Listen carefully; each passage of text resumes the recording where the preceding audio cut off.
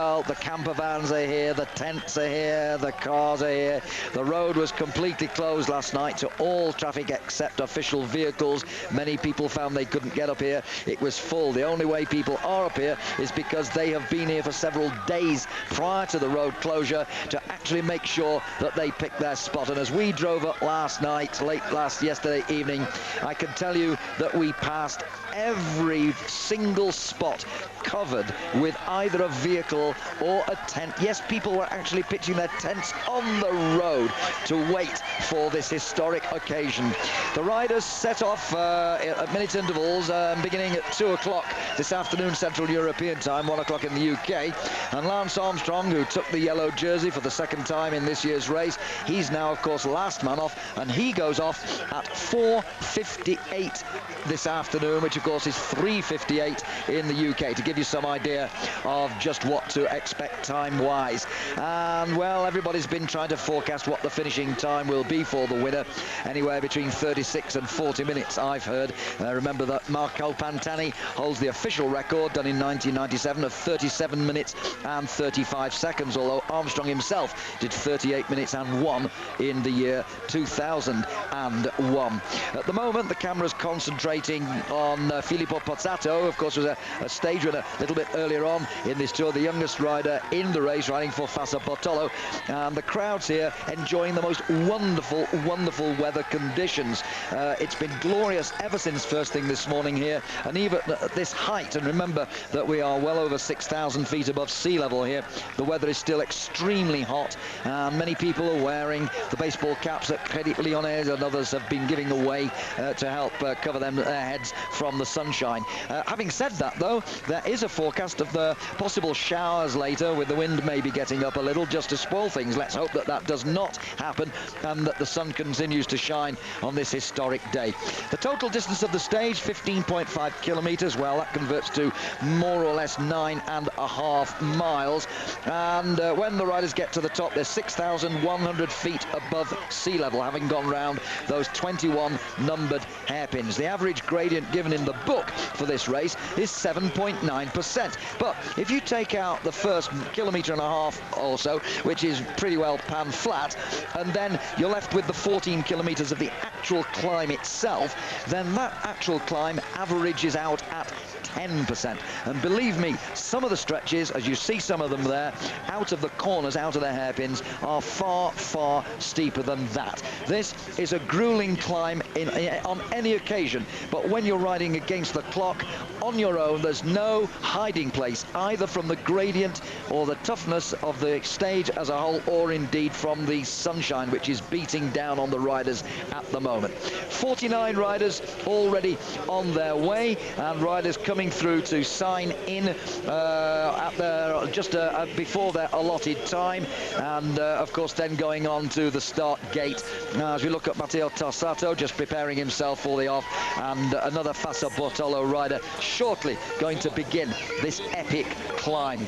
Well, Sean Kelly has climbed it a number of times in competition himself. Sean, just how hard a climb is L'Alpe d'Huez? Well, the Alpe is a one which is very hard. When you said about road stages always up here, I think that's a difficult, because the road stages to here were always very mountainous ones, and you always had a long stage of 220 kilometers, and number of mountains beforehand, very difficult mountains, first category and all category climbs during the day. So you arrive at the bottom of this climb with 200 kilometers already done after climbing 3-4 climbs, and the body is getting pretty tired. So that's the reason the Alpe, it's a really testing one. But of course, it's it is one of the hard climbs. It's a hard road up here to Alpe d'Huez. There's not many climbs I think as hard as it, but it's not the most difficult climb of the tour, I would say. You have climbs which you do during the early part of stages which are as difficult, but because of where it's lying on the day when you arrive here at the end, that makes it really difficult. If you were still a rider, would you be happier riding it as a time trial stage like this, therefore obviously a very short stage, or would you still prefer it to be en ligne, a road race stage? I think if I had to ride it, yes, to do my best performance, I would rather as a time trial, because you arrive at the bottom and you know, you start off and you're fresher, of course, which is a big thing. And I always had problems in the really big climbs at the end. Was my difficult time. And if you're not a real climber and you're carrying extra weight, extra weight, you're heavier than the climbers, let's say, because you know the bigger body, you have to carry it up all these hills, and you get tired as the day go on. Where you know, starting at the bottom of this, I think you have you have the advantage because you have maybe that bit more power than the climbers. So I think it's more balanced when you just have to do the time trial, from the bottom here, which is just the 14 kilometers.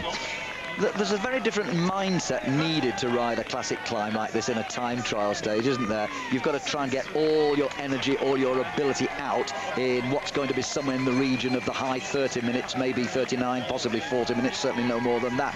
And some riders, I think, will probably have difficulty in doing that, in adjusting to this kind of an effort, rather than bedding themselves down, if I can put it that way, in a long road race stage. Well, I think in the time trial, the riders here who are up there in the general class, who are still in there to make a place in the top 10 at least, they're really going to go for it, because they want to defend their place now. Because if you're in the top 10 at this moment, you have to come through a lot of mountain stages, so you can't stay up there, so you have to defend that place here. And I think the riders who are really going for the general, well, they are going to naturally have to ride for it. And then there's a number of individuals maybe who are very good climbers will have a go, but a lot of the riders here, they're going to ride it at 90-95% to just get in today, because they're not going to get into the top 10. They're not in the top 10 or 15 in the general, so they haven't a lot really to go for. We've had 3 riders only finish the course so far. In fact, that's just this second gone up to 4. And I was waiting to see what Jimmy Casper's time was, because Jimmy is not one who likes the hills too much, and we were fearful for him as to whether he might be able to get inside the time limit or not, which is a fairly generous sounding 33%. But when you take that 33% of the eventual winner's time, which we don't know yet, of course, it's proving to be a fairly formidable target even for Jimmy. But he's finished in 49 minutes and 47 seconds, the slowest of what is now 5 riders to finish altogether. 49.47.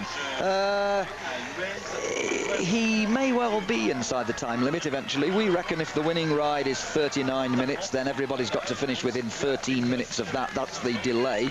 If, on the other hand, the winning time is 36 minutes, then the time delay is another 12, which would be 48 minutes. So Jimmy's got to hope that the winning time is around about 37, 38 minutes. It's all a very imponderable situation at the moment, isn't it, Sean? We won't know for some considerable time how near the top riders, the Armstrongs and everybody, are going to get to that record of Marco Pantani's in 1997.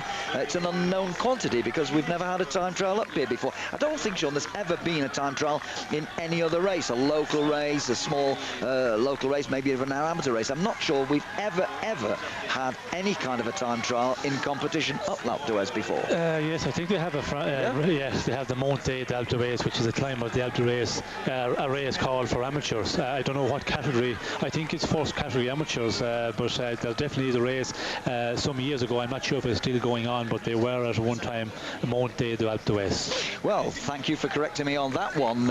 It's more likely that we see, it's more usual that we see time trials up the Ventoux, for instance, the giant of Provence, and of course Jean-Francois Bernard famously won a time trial stage up there in the Tour de France back in 1987, and of course he's currently commentating for Eurosport France with us here, just a few feet away. Jean-Francois, no doubt thinking back to that time trial stage.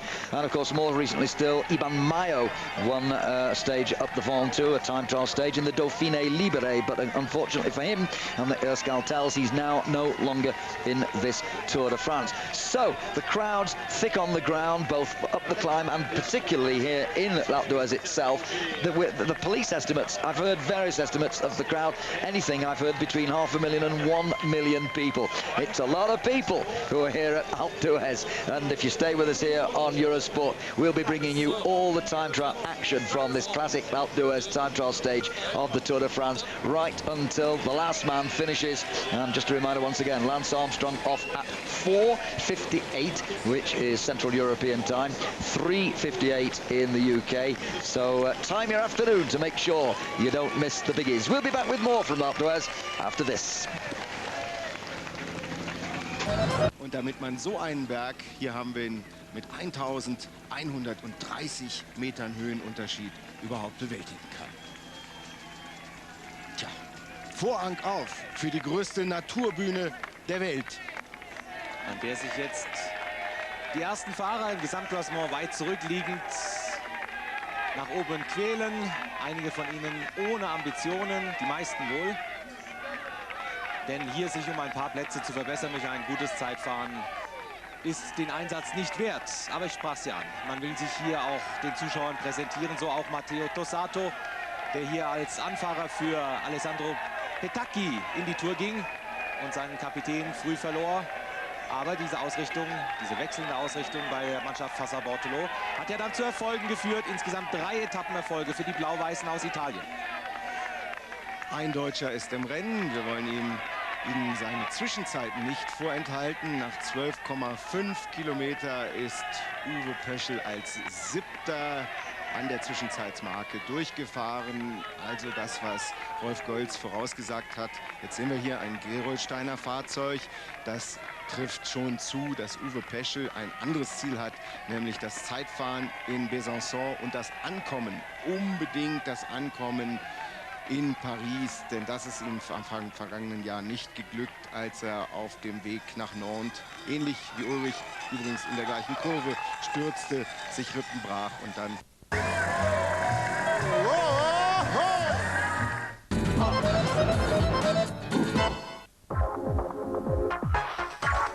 Presented by Trek Bicycles. Well, back live with the time trial stage of the Tour de France, this classic climb from Bourg-d'Oisans to l'Alpe d'Huez. Bourg-d'Oisans down in the valley, as our cameras are still with Pozzato, the youngest rider in the race, and stage winner a week or so ago. The Bourg-d'Oisans town at the bottom has been a part of the Tour de France for many, many years. It's had numerous starts since 1952, 15 actually, as we see the individual split times on the right-hand side of our screen here. And that will give you a clue as to just who is leading. The race has passed through Bourg-d'Oisans, of course, 23 times, no less, since 1952 on its way up to Alpe d'Huez, as Martin comes to the line to finish with a time of 43:52, and that is by some distance the fastest time that we have had so far. 43:52 for the RAGT rider from France, Ludovic Martin, and that, I think, might last for quite a little while. Remember that we've still got 157 riders remaining in the field. There was just one abandoned yesterday. That was Paolo Valotti of Domina Vacanzi, who climbed off. Oh, by the way, I didn't tell you about the Combativity Prize, did I? Yesterday's Combativity Prize went to Michael Rasmussen, the Dane who rides for Rabobank. Remember that he had a go a couple of times in the Pyrenees. It didn't quite come off, but he had another go in one of the breaks yesterday, and the Combativity Prize yesterday was given to Rasmussen.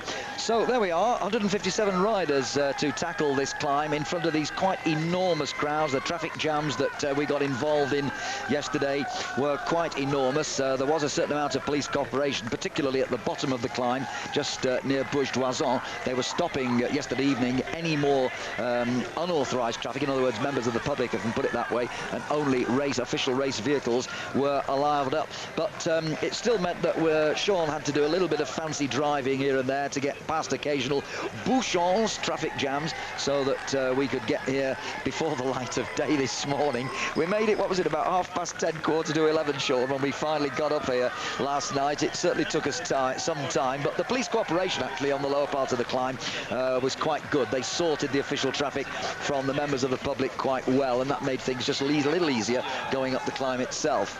Yes, it was easier than other years, and I think the advantage was that people were, you know, very much intended getting up earlier on. And we heard from people, I heard from people like 5 days ago, you couldn't get a parking space on the slopes of Alpe d'Huez. Other years with the roll stages, maybe we had a roll stage maybe 150, 200 kilometres away, and a lot of people, you know, are coming the evening of that race to get up that night before the day of Alpe d'Huez. Oh, Robbie McEwen in his green points jersey here on his way up the climb. He won't like this. He's not the best of climbers like Jimmy Casper, but he'll get through, I'm sure. And well, in the past we've seen him win the stage, the final stage on the Champs-Élysées a couple of times, despite taking a bit of a battering in the Alps and the Pyrenees. So Robbie McEwen, oh well, he's obviously just out to make sure he gets inside the time limit. Not exactly enjoying himself, but because this is really, really hard work for everyone. But nonetheless, he's still got time there to acknowledge the support of the crowd. This is really a festival for cycling followers all over the world. Many of these people have been here, as Sean said, for several days. They've brought their camper vans, their tent, they've picked their spot, all the spots taken now, and they were determined last night to make it one big party. In fact, we went past several parties, didn't we, Sean, as we were coming up the climb. There were people letting off fireworks even. There was the inevitable painting on the road going on as well. The whole of Alpe d'Huez climb was on fete last night, an unbelievable atmosphere. Now, we've got our daily quick poll question for you. I don't know what it is. Here it comes. David, back in Paris. Take us through it, please. Yes, another stunningly interesting question for you all. Do you think that the person who is in yellow today will, at the end of today, will be in yellow by the time we get to Paris? We couldn't think them up, could we? Like that. They just come naturally to us. That's the question today. Do you think the person at the end of today's stage, and they're in yellow, will be yellow in Paris? And I'm sure lots of people have opinions on that. I'm very pleased to hear from you all today on the internet site, www.eurosport.com. And a lot of people are writing in to say they've climbed this themselves. Fergs writes in to say 63 minutes is his best time, which I think is pretty good, actually. 63 minutes is his best time, but his wife, Diana, managed to bust her gear select, or her derailleur, and was limited to just the 3 middle cogs on her bike, and did it in 1 hour and 45 minutes. Very pleased to hear from you. If you've climbed this climb, keep them coming in.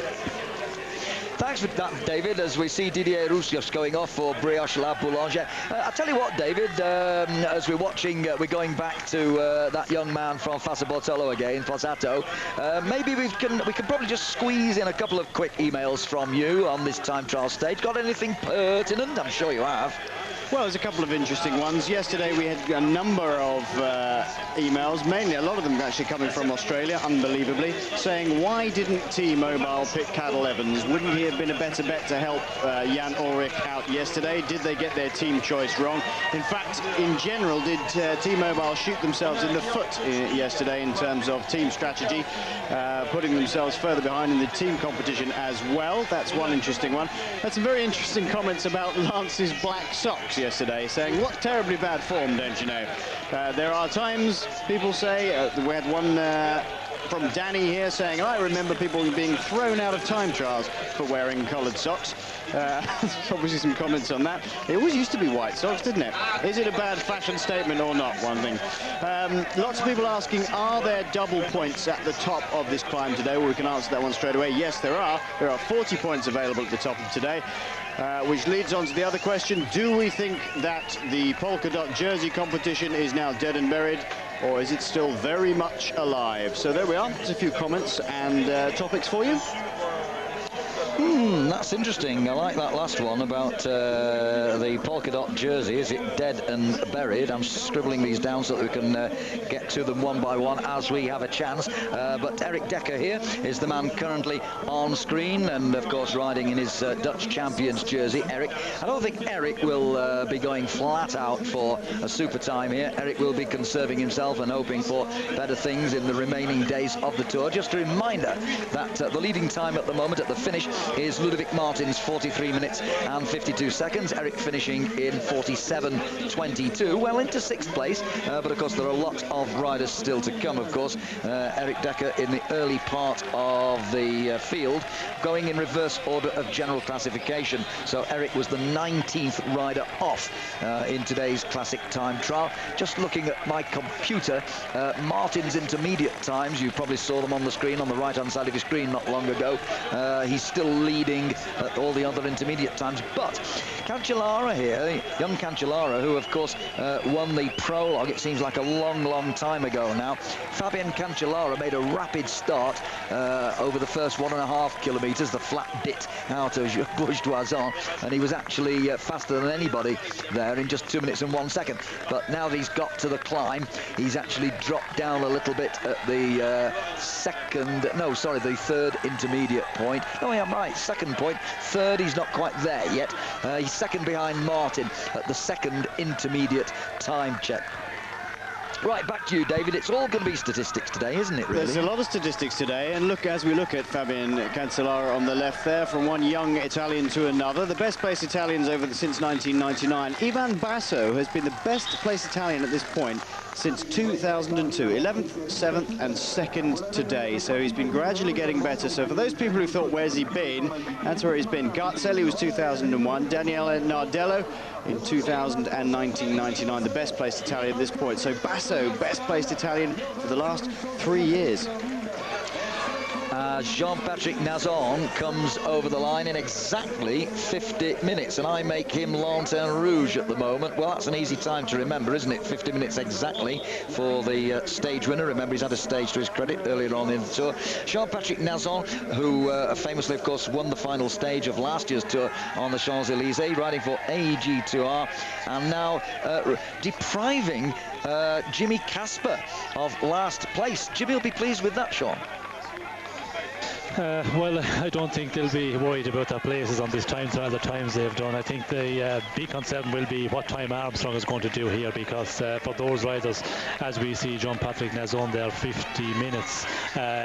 If Armstrong really is on a good day, he could make it a bad day for Nazon, because for the time limit, I think there's a lot of sprinters here that are really worried, and I think they're putting in an effort here. You know, they look like they're not really trying in the last bit there, but they are after putting in quite a big effort on this climb, because they've got to do it today, and they've got to really go hard to hang in, because it's a difficult day for the sprinters. It certainly is, and 50 minutes, well, that could quite easily be outside the time limit. It all depends upon what the winner does. Most journalists, Sean, are saying that Armstrong will increase his lead today by winning this. Do you go along with that? Yes, I think he will increase his lead, because the other riders, Basso, for example, I don't think that he will put in a performance, although he will limit his losses on this time trial because it's a mountain one.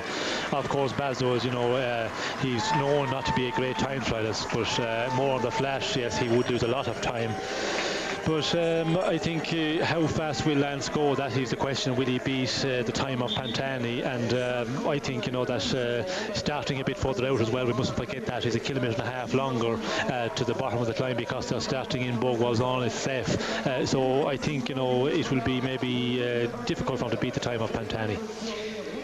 Filippo Simeoni for Domino Vacanzi coming to the line in a pretty good time, although Martins is exceptional of the earlier starters, those who are lower down the classification. Simeoni going into second place with 46.16. Just a reminder, of course, that the leading time, I should say, 43.52 from Ludovic Martin, who's not had the best of tours. He's struggled, as indeed have most of the RAGT Semence riders, but at the moment he stands top of the tree. As we go a little bit lower down the climb, and we see Danilo Hondo, who is lying third at the second intermediate time check. The first intermediate time check, I have to say, I feel is a little meaningless, because it's just at the bottom of the climb, actually, after 1.5k, and of course it's the climb itself which is the really important thing. So it could be said that that second time check is the first important one of this course. So Martin leading, 43 minutes and 52 seconds. He set the early target. We'll have more after this. Also mit Hondo ist vielleicht dann doch noch mal zu rechnen. Im Kampf um Grün ist er ja wahrscheinlich jetzt ohne Chancen. Aber vielleicht kann er ja noch mal einen Etappenerfolg anstreben. Vielleicht lässt man ihn sogar leichter weg, weil er im Grünen doch deutlich hinter den Spitzenreiter Robbie McEwen zurückgefallen ist. Da sehen Sie die vielen Aufschriften in allen Landessprachen. Dieser Berg ist wirklich mit Menschen aller Nationalitäten besetzt. Sicherlich auch einige Norweger. Ja, wir bekommen die Bestätigung. Natürlich einige Norweger bei Thor Hushovd, für den natürlich ein solcher Berg auch nichts ist. Sie sehen das selbst, wenn Sie den bulligen Norweger auf den Rücken, auf sein Landesmeistertrikot schauen, dass er nicht die Statur eines Bergfahrers hat. Im Gegenteil. Aber er liegt auf Rang 2 in der Wertung ums grüne Trikot. Der norwegische Meister ist damit eben ein unmittelbarer Konkurrent von Erik Zabel und Danilo Hondo. Und auch Hushovd hat, ähnlich wie Hondo, bewiesen, dass er über eine längere Rundfahrt auch durchhalten kann. Also mit ihm ist ebenfalls zu rechnen. Dann übermorgen, der wird sich so schnell nicht abschütteln lassen. Ganz im Gegenteil, er gilt als einer der härtesten Konkurrenten für Robbie McEwen im Kampf ums Grüne.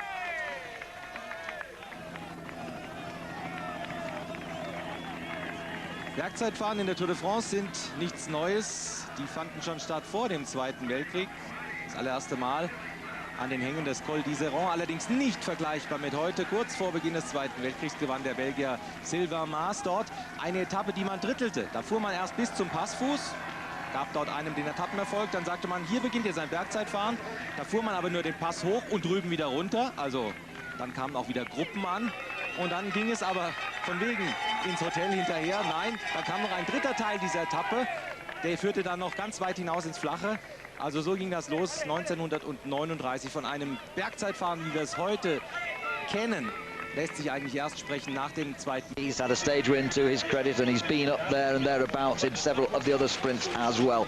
Hushovd well on the way now. In fact, we've had over an hour's worth, as it were, of the riders set off from the starting 8 down in Bourg-d'Oisans, and still that time of Ludovic Martin for RAGT Semence in the lead here at the finish. Simeone in second place, but some considerable distance behind him, and nobody yet subsequent to Martin has gone faster at the two meaningful intermediate time checks. We've got one time check at 9.5k and another one at 12.5, which is actually as the riders just come into Uez, the original village of Uez, before they built the Alpe d'Huez, which is slightly higher up, the ski resort village itself, which is a massive village. In fact, I think it's really wrong to call it a village. It's a fair-sized town. Sean, how much has this area around the top of Alpe d'Huez grown since you first came up here in your first Tour de France rides?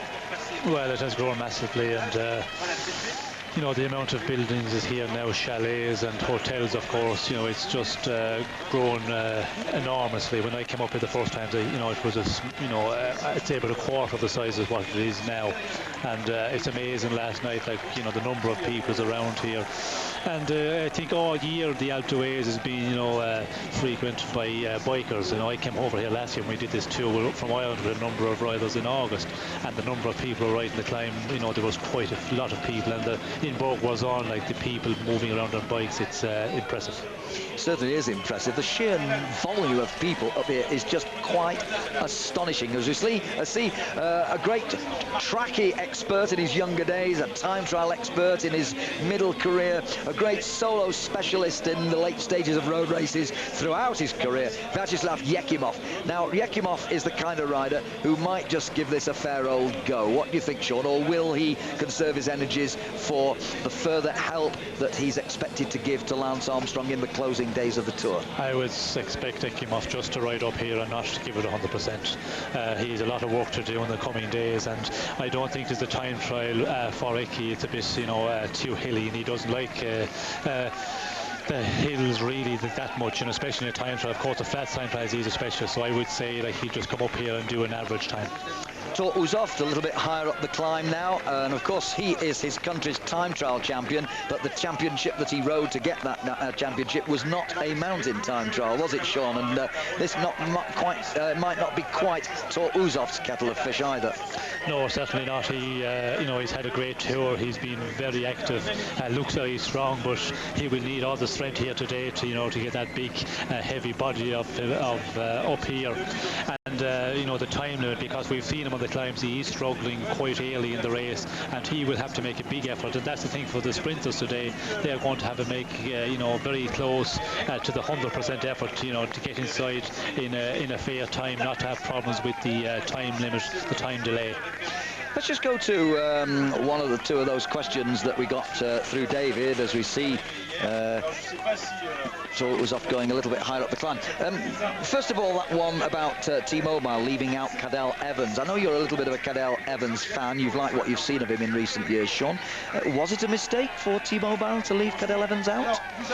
Well, I know Evans had a lot of problems over the last number of years. He's been very unlucky, crashes, breaking collarbones and breaking other bones. And I think he, if I remember rightly, I think he had a problem starting earlier on this year. So I think that would have been the problem. He wasn't in the best of shape, and maybe wasn't in a good enough shape to take part in this tour. Karsten Kroon, meantime, coming up to the line. He might just hold on to 4th place. By the time he gets to the line, this is a pretty good time. But this closing straight after that last roundabout that they come round is about 250 metres, and it's still going uphill quite considerably. It might not look it from our camera angle, but he has held on to 4th spot. 46 minutes 37 seconds for Karsten Kroon.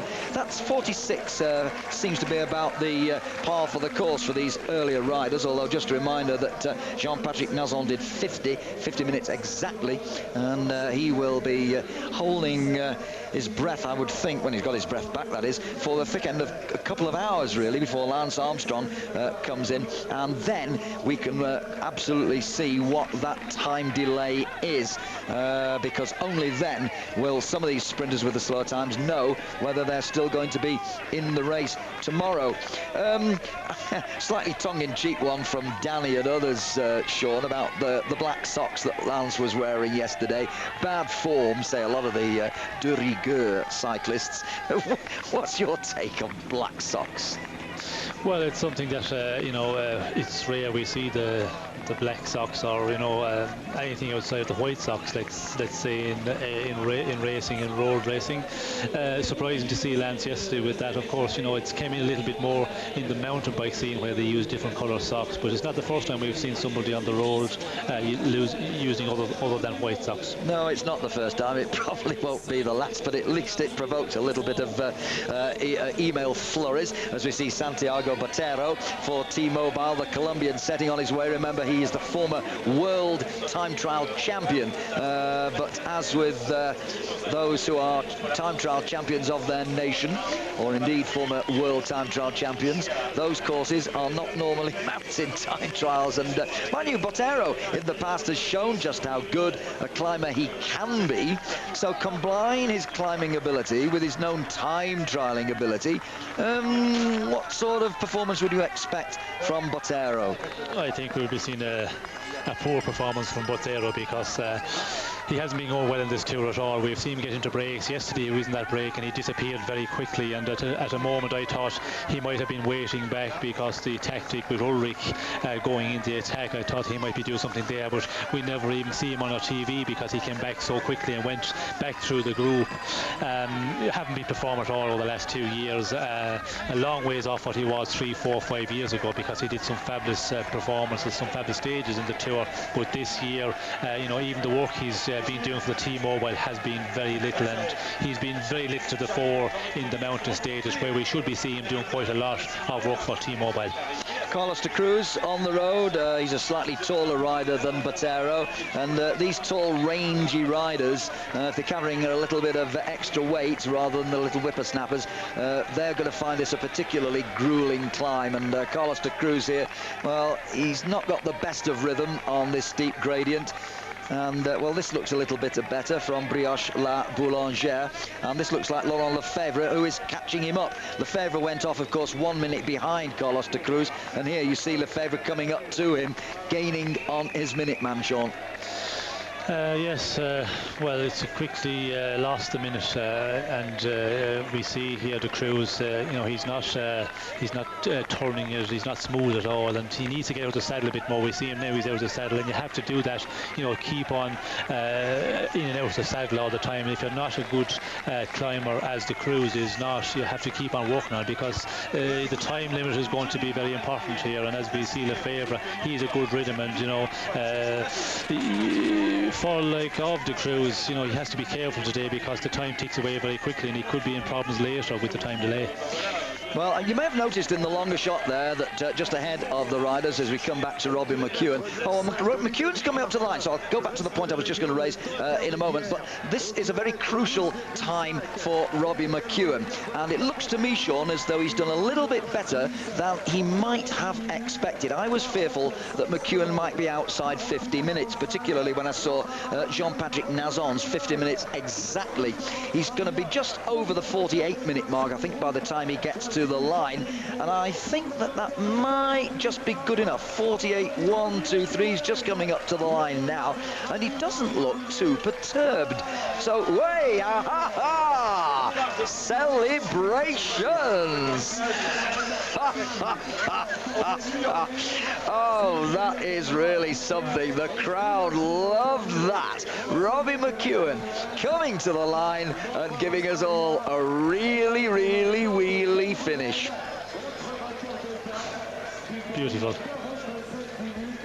I hope he's still got the smile on his face when the winner's time is announced and they work out the time delay. Well, I think by doing that, the commercials, if there's a little bit tight in the delay, I think they'll allow a bit more for him because of doing that performance coming over the line for us.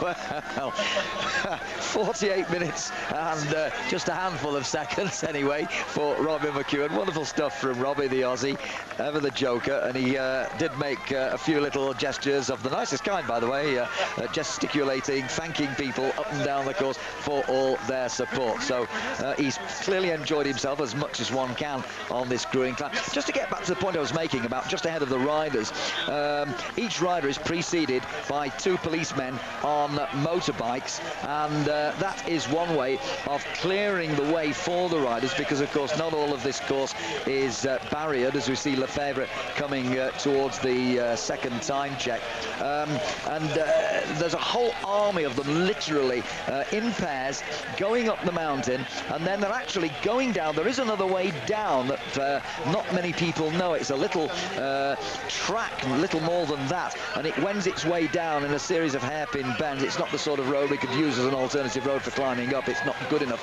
but it is just about good enough for the motorbike riders to go down, and so they're doing a series of ups and downs, a huge army of them. And there you see one preceding Lefebvre there, as Lefebvre is going quite well here, and then they go whizzing down, well, as quickly as they can whiz down, and then they pick up another rider to take him up as well, as we have a little view of Lance Armstrong with the US Postal team helpers, and it's quite some time before Armstrong is due off. Just a reminder that Armstrong goes off at 4:58 Central European time, 3:58 in other words in the UK, as we go back to Lefebvre, who looks pretty comfortable, the Brioche La Boulangère rider. Nice easy style, and it looks to me as though he's about to catch his second man. He's already caught one, remember, that was Carlos de Cruz, and it looks as though he's going to catch Tor Uzov very, very soon as well. So Uzov could find himself in a little bit of bother come the end of the day. These sprinters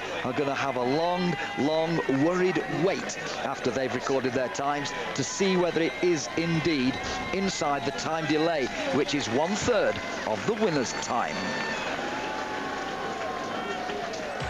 1969 gewann Eddy Merckx zum ersten Mal die Tour de France. Es folgte eine Siegesserie unglaublichen Ausmaßes. Bis 1972 triumphierte der Belgier 4-mal. 1974 der 5. Erfolg. Den Kannibalen, so sein Spitzname, trieb sein unstillbarer Hunger nach Siegen voran. 1975 bremste ihn der Faustschlag eines Zuschauers. Bei einem Sturz danach brach er sich auch noch den Kiefer. Erreichte Paris als Zweiter. Dennoch über 300 Siege in seiner Karriere beim Giro, der Vuelta und unzähligen Klassikern. Eddy Merckx, zweifellos der größte Champion, den der Radsport je erlebt hat. Nein, meine Karriere habe ich nie darauf zugeschnitten, 5-mal die Tour zu gewinnen, sondern ich wollte so viele Rennen wie möglich gewinnen. Hätte ich nur die Tour gemacht, dann hätte ich sie mehr als 5-mal gewonnen. Aber ich hätte das nicht richtig gefunden. Im Radsport zählt nicht nur die Tour de France. Bernard Hinault aus der Bretagne, der zweite große französische Champion, Liebling seiner Landsleute. 1978 und 79, 1981 und 82 trug die Tour seine Handschrift. 1985 gewann er die Tour zum 5. Mal, allerdings vor allem dank der Hilfe seines Teamkollegen Greg LeMond. Er versprach dem Amerikaner, ihn bei der Tour 1986 zu unterstützen und hielt sein Wort, Zweiter in Paris. Ohne die chronischen Knieprobleme hätte Hinault die Frankreich-Rundfahrt aber wohl noch öfter gewinnen können. Ich wollte Spaß haben, deswegen bin ich... Welcome back to Alpe as we see Andrea Perron on the start line, ready to set off on his 15.5 kilometers of sheer agony for many of these riders. Believe me, this is not one that many riders have been looking forward to. By the way, Michael Bourg-d'Oisans, the former Dutch champion, is the next rider off for Rabobank at 27 minutes past the hour. Meantime, just to put Lefebvre's performance in perspective, as we see some of the intermediate times coming up on your screen, Lefebvre isn't on there. In fact, at the 9.5k check, he was 5th fastest behind Martin. Christophe, Chateau and Cancellara were all ahead of him. And Cancellara, incidentally, who was very, very quick out of the starting gate on the flat bit, has clocked a second fastest time so far, 45.35 for Cancellara, which is not a bad time at all, really. 45.35, putting him into second place, but I fear that come the end of the day, that will be relegated quite considerably. Well, there's the man I mentioned a moment ago, Michael Bourg-d'Oisans for Rabobank, who is a former 5th place finisher in the Tour de France. He was in the top 5 in 1998 overall when we got to Paris after a somewhat eventful and fraught Tour de France that year. As we go higher up the climb to take a look at one of the Euskaltel riders, and again a lot of orange t-shirts here on the climb. We saw a lot of by the way, there are 2 lots of orange caps here. We saw the Euskaltel riders supporters in great numbers. It's Unai Echeverria that we're looking at the moment, the man from Venezuela, but we also saw the Dutch camp, and there's quite a lot of them at one particular point. They were having a huge party at one stage of the climb as we came up, after darkness had fallen, by the way, but it was quite light and bright where they were. They've got all sorts of lights going, and they've got the Barbies going. They were really having a party. The Dutch always come to the Tour de France in great numbers, as indeed do the Basques.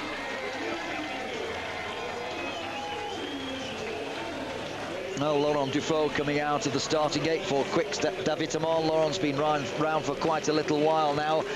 Former teammate of Richard Virenque in the Festina team, and well, Dufaux very experienced, but he's not been in the greatest form in this Tour de France. I'm not sure that we'll see Dufaux too high up the classification come the end of the day.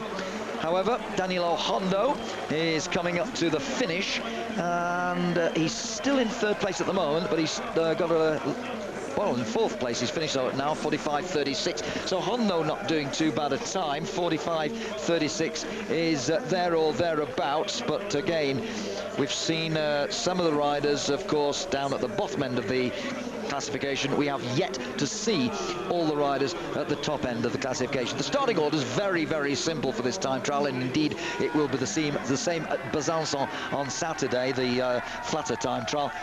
It's simply the reverse order of the general classification. So your current Lanterne Rouge goes off first, and your current yellow jersey holder goes off last. Iker Flores, one of the Euskaltels. Remember, they started with only 8 riders 2.5 weeks ago. They've lost Zubeldia and Mayo, their 2 main men, which must have really knocked the heart out of the Euskal team, and certainly a lot of their supporters. But Didier Roux is a member of the Brioche La Boulangère team who had a marvellous time of it because they've been getting a lot of publicity courtesy of Thomas Vuckler, who is riding in the white jersey today, by the way, for the first time. He actually took on leadership of that competition on the same day that he took over leadership of the race overall. So he's been wearing yellow up until yesterday when Armstrong took it off him, but now today when you eventually see him, Thomas Vuckler will be in white as leader of the young rider competition, a competition which everyone is willing him on to win, but there are still some challenges, of course, notably Sandy Cassar and Vladimir Karpets, who are both in the 7-minute bracket behind Vuckler in that particular classification. So it's not all done and dusted yet. There's still chance for maybe some surprise, not just today, of course, but remember we've got a very, very big mountain stage in the Alps tomorrow as well. Iker Flores then for Euskaltel. Most of the Basque riders are pretty good time trial. Well, not time trialists, but I should say hill climbers. And when it comes to a mountain time trial, you would expect them to do fairly well. A little bit earlier on in the season, I did mention earlier in the commentary, we saw Iban Mayo winning the time trial up Mont Ventoux in the Dauphiné Libéré, and putting nearly a couple of minutes into Lance Armstrong on that occasion. But of course, he's out of the race now, as we see Krivtsov coming up towards the finish line. And this looks not too bad a time for the next finisher. Third place for the AG2R rider, is it going to be, or is he going to take fourth place? Can he hang on to third on the line? Well, that's a very good time, 44.18 for the AG2R rider from the Ukraine, Yuri Krivtsov.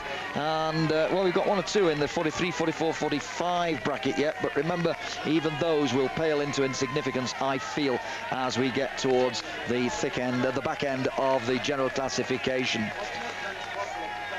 Laurent Dufaux coming through these incredible crowds, and there you see on the right-hand side of your screen that Martin is still leading the day for the moment. Ludovic Martin with that 43.52. Chateau just 7 seconds slow. Krivtsov having just gone into third place to relegate Cancellara down into fourth, the winner of the prologue time trial.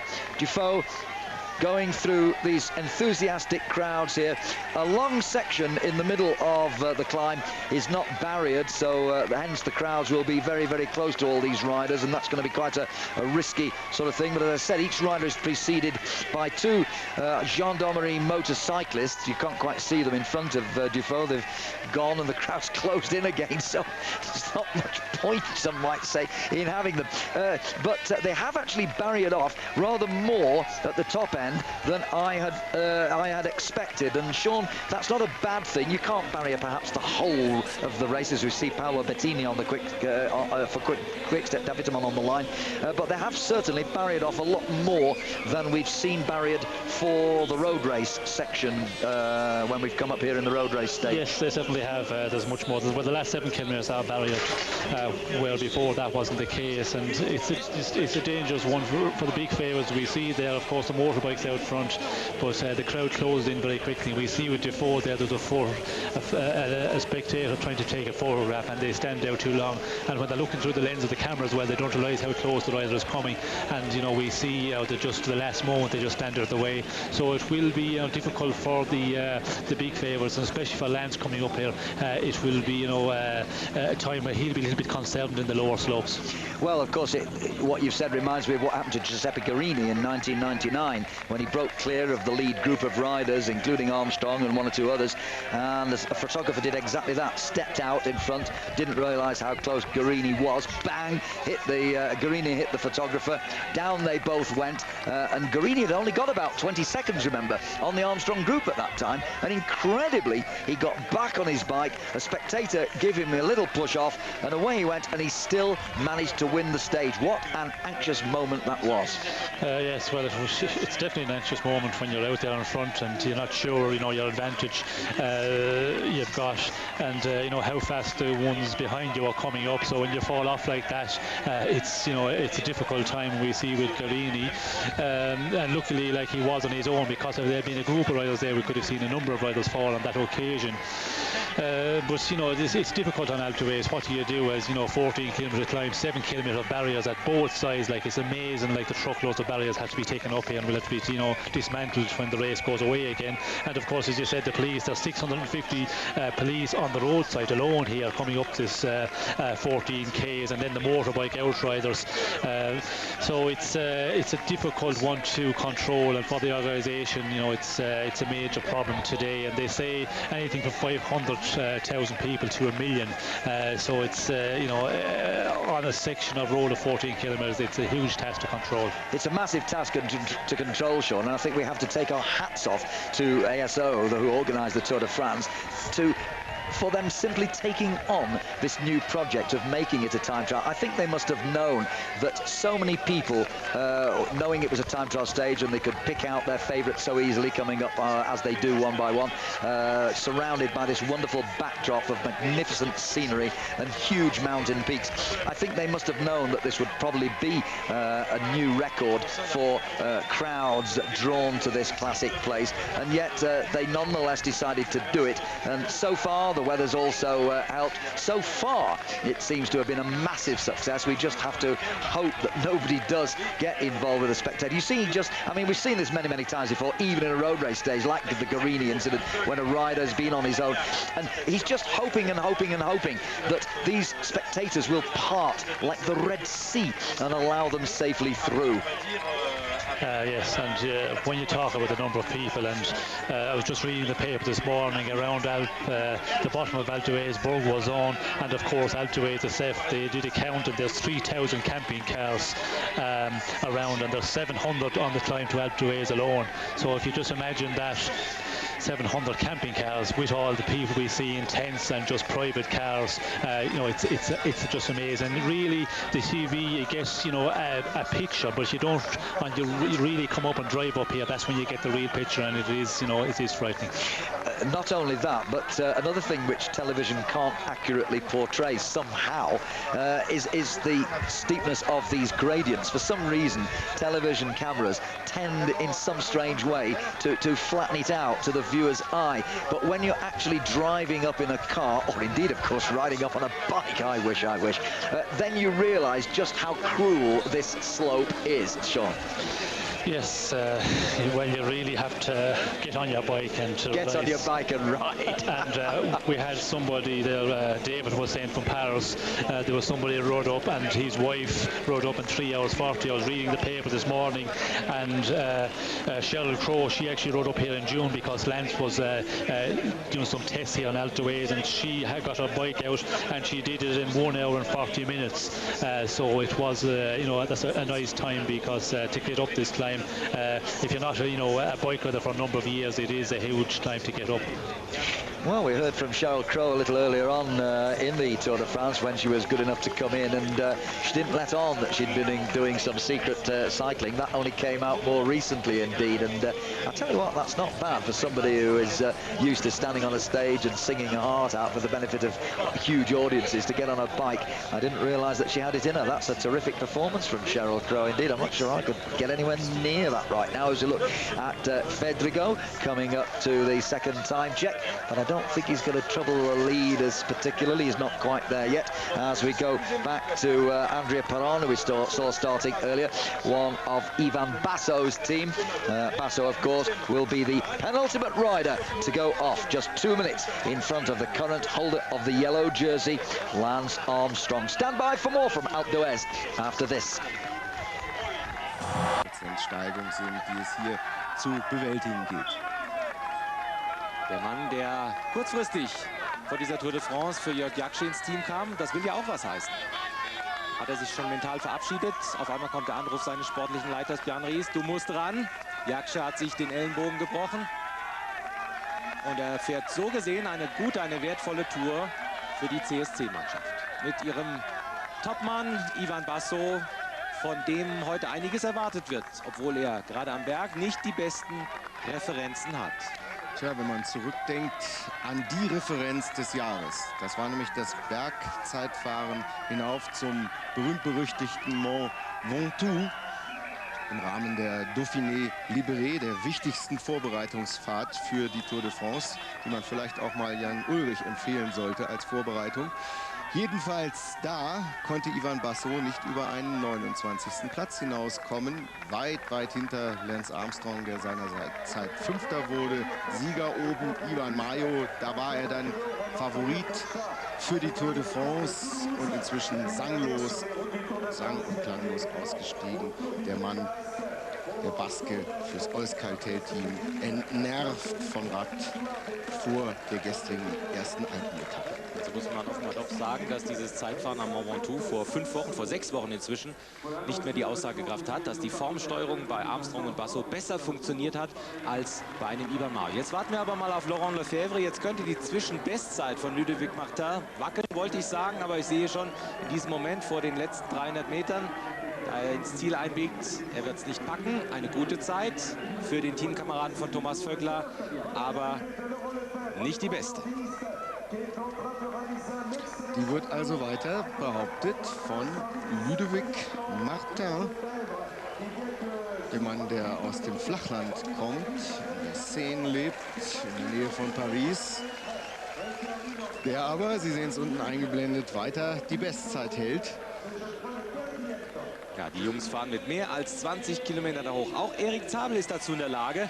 Der kann die Berge hochfahren, besser als fast alle anderen Sprinter. The start line. Now, Erik Zabel, of course, can climb the hills sometimes towards the end of a road race stage. And we've often seen him feature in the finishing sprint. And, of course, he's won many stages of the Tour de France. But a specific mountain time trial, I would suggest, not totally Erik Zabel's cup of tea. Sean? No, not his cup of tea, but I think he will, you know, defend there pretty well. And the time limit, I don't think will be a problem for him. As you said, Mike, we've seen him on a number of stages. He's getting through the mountains pretty well.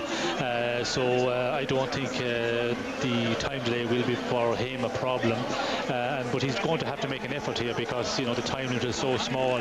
Because of the stage being short, it means the time limit is quite short. So, you know, it will also be a big effort from him. Well, 47.39 for Tor Uzov, and that's one that we shall have to watch. It's a slightly better time than Robin McEwen's 48, so Tor Uzov may well find himself quite fortunate there. That's not a bad ride indeed for Tor. 47.39, he should be okay as we go back to Andrea Parol, rider number 65, a little bit lower down the slopes, some considerable way to go. And the people here out on the road, they really are enjoying being a part of this. This is very different from a road race stage. They're seeing each of their favourites come up. They will have the start order. They'll have seen that either on the internet or on the television and so on. They'll know which rider is coming up next. For instance, like this one, Paolo Bettini, very popular winner of the World Cup for the last 2 years. The statistics keep coming. David in Paris has got more for us. Yeah, just a little comparison with those riders who are riding today and those riders who were in this tour who also rode on the Mont Ventoux. Individual time trial in this year's Dauphiné Libéré. Sevilla was 54 seconds down on the winner of that time trial that day. Mercado 9 seconds down, then Armstrong. Oh, this is in relation to Armstrong, sorry. Gutierrez was 46 seconds, Leipheimer 1:23, then Moreau at 2:39, Basso at 4:45, and Vöckler at 4:49. Not an awful lot of difference between Vöckler and Basso on the Mont Ventoux in the Dauphiné Libéré. And a few more for you. Well, this is the last uphill time trial on the tour at Chamrus in 2001. It was 32 kilometers, so quite a bit longer. Armstrong that day. We'll look at the riders in this year's tour in relation to him. Ulrich was a full minute back from that. Sevilla 2:24, Moreau at 3 minutes beyond that. Gutierrez at 3:51, Andreas Kluden at 4:28, Manchebo at 5:54. And I think, Mike, if I'm right, I think we have young Mr. Duffield on the other end of the line. David, can you hear us? Obviously not. Well, I'll tell you what, Mike, we'll come back to David when we can. Okay, I just held my breath there, hoping to hear from the big man, as I just remind you that Ludovic Martin is still the leader so far. He went 16th off of the 157, and he's still out in the lead with 57 exactly, having finished. So 100 more riders still to complete this great epic time trial. So Martin's still on top of the pile there, but Chateau coming within 3 seconds of him at the 12.7k point, which is actually the third time check officially, although the first one fairly academic, taken only after 1.5 kilometres, which is more or less pan flat out of Bourg-d'Oisans before they actually go through what's normally considered to be the starting point of the climb. Right, we're going back to the start again, and this time we can take a little look at Manuel Beltran on the start line for US Postal.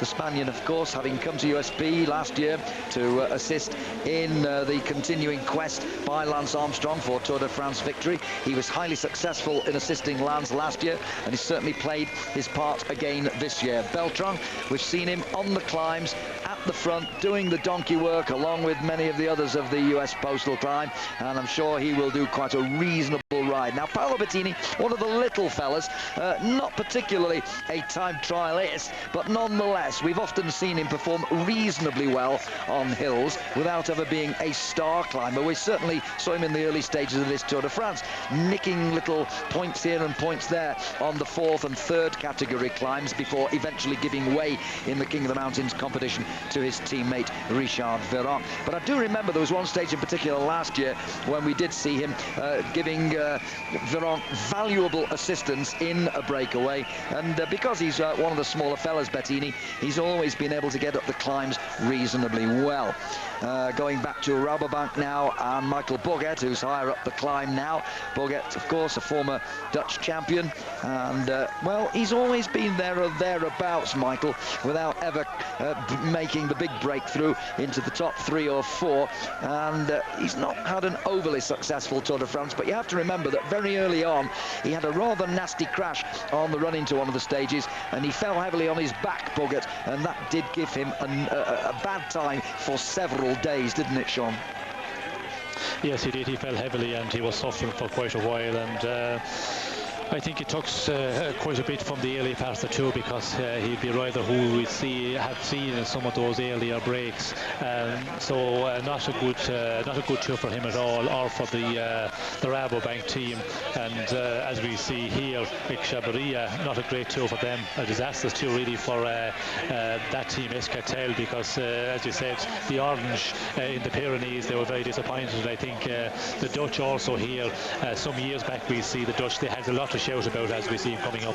New fastest time, 26 minutes and 9 seconds for little David Echevarria. He's the smallest man left in the race now, and he's just gone top of the intermediate time checks, but he's still got some considerable way to go. But he's always been a pretty good climber, and I'm not too surprised that he's got off to a good start. But he's only at that time check 9.5k up the climb. He's got some way to go as Roos comes over the line with 44.39, and he goes into, was it 4th or 5th place there, Sean? 5th place. He would push Chabaria, the Venezuelan, down. In the top 5 then, Martin still the leader at the finish, although he's just been usurped, as I said, at the 9.5 kilometre point by David Echevarria. Back to Michael Bourget. He's always been a good tryer. He's always given a lot. He's always put his heart and soul into it. But I do suspect that crash earlier on did take a bit of the stuffing out of him, certainly for the next 4 or 5 days. There's the intermediate time check for you on screen. David Echevarria, the new leader at that point. We'll have more from him in 3 kilometres time, so to speak, because the next time check at the entrance to Oez is at 12.5 kilometres of what is a total race distance today of some 15.5k. And there you see on the right hand screen at the top, Echevarria now the new leader at that first point. Can he continue his progress and relegate Martin at the later time checks? All will be revealed if you stay with us here on Eurosport. We're taking you all the way through right to the finish as ever, each and every day. Lance Armstrong, just a reminder, in case you've just switched on, if you've heard this before, forgive me, but for new viewers who've just come onto Eurosport, a reminder that Lance Armstrong in yellow goes off last at 4:58 Central European time, which is 3:58 in the UK. And we're expecting a winning time. We're not absolutely sure, of course. We're surmising 36, 37. It could even be 38 minutes. We really don't know because various factors come into this. The start is in Bourg-d'Oisans as opposed to what we normally get as the official timed climb, which is at the start of the climb, which is about 1.5 kilometres outside of the town. So it's very difficult to gauge just what the eventual time will be. Of course, those records that we've quoted, the out-and-out record by Marco Pantani is reckoned to be 37:35, but everyone believes that that will not be beaten because we're going from Bourg-d'Oisans, and Marco Pantani's time was taken from the start of the climb, 1.5k further up the road. So it might well be that Armstrong's winning time, if indeed Armstrong does win, and it's not a foregone conclusion, could even be 38 or 39. And if it is, then that will greatly assist the sprinters at the other end of the field to get inside the time delay. Spectators galore here as they give Mercado a shout as he goes up the climb. Mercado has, well, he's given us some very good performances to look at in the past, Mercado, but at the moment, it has to be said, he's not having the greatest of tours. He's currently lying in 54th position in the overall classification, some 1 hour, 6 minutes and 20 seconds behind Lance Armstrong. So it's not been a particularly good tour for the quick-step Davitamon Spaniard. This, of course, his teammate Paolo Bettini. Not much surplus weight on him. One of the smaller riders, Bettini, on the lower slope. Still some considerable way to go. Well, here's Mercado. Well, there's a lot of Spaniards, not just the Basques. We saw a lot of other people from Spain yesterday on the climbs who came up last night, waving the Spanish flag as well as Basque flags too. And Mercado will not be short of support as he comes up this terrific climb up towards Alpe d'Huez. It's a long, long climb for these riders to do on this very, very hot day, as we just take a little look at Lance Armstrong's bike being checked for weight. We've talked about this minimum weight thing several times, Sean, and there you see the official weigh-in. It's becoming like jockeys in horse racing, isn't it? Having to get on the scales. Yes, it certainly is, and a lot of talk about this weight because the minimum weight by the UCI is 6.8 kilos, and a lot of the bikes are coming through, I think it's 6.5, so they've been having to put on a little bit of extra weight, but it's not a problem when you put on, you know, the bottle carrier, the drink bottle carrier, and then if you put on it, so for the lower time trials, of course, they put on the special handlebar, so you know, it comes up to the minimum weight very quickly. But isn't it a nonsense that we have reputable bike makers who are producing these super lightweight steeds, only to see them having lead weights, for goodness sake, or what else being put on, just so that the UCI can be satisfied that bikes are of a certain weight? Isn't it a nonsense? Well, there was in the paper this morning I was reading, you know, since Armstrong knew that there was a time trial up to Alpe d'Huez, he was, you know, in contact with Trek, who was the bike supplier, and they made him up a bike which was 6.8, a carbon bike, and with handlebars and special very light wheels and that, and he tried it in the Dauphiné and he didn't like that bike, so today he said he was going to use the bike which he normally used on other time trials, and he was just going to go on that one because he felt more comfortable on it, and he said it was just with the wheels, that the special wheels he's going to use, but with the standard material which he's been using over, I presume, the last number of years. Well, we did hear from the track representative who was in yesterday that the US Postal riders do in fact ride production bikes, not specially made for individuals in the USP team, production machines off the shelf, so that they are riding bikes the likes of of which you or I, if we want to fork out for the prize, can obtain from the local lightweight dealers. Fedrigo coming up with a very good time here. Martin's 43.52 is just going to go past him, but nonetheless, this is a very good ride by Fedrigo. He'll just be on the 44, I think, will he? 44 minutes and 1 for Pierrick Fedrigo. Well, that's a pretty good ride for the Crédit Agricole Frenchman, 44.01. Second place then for him.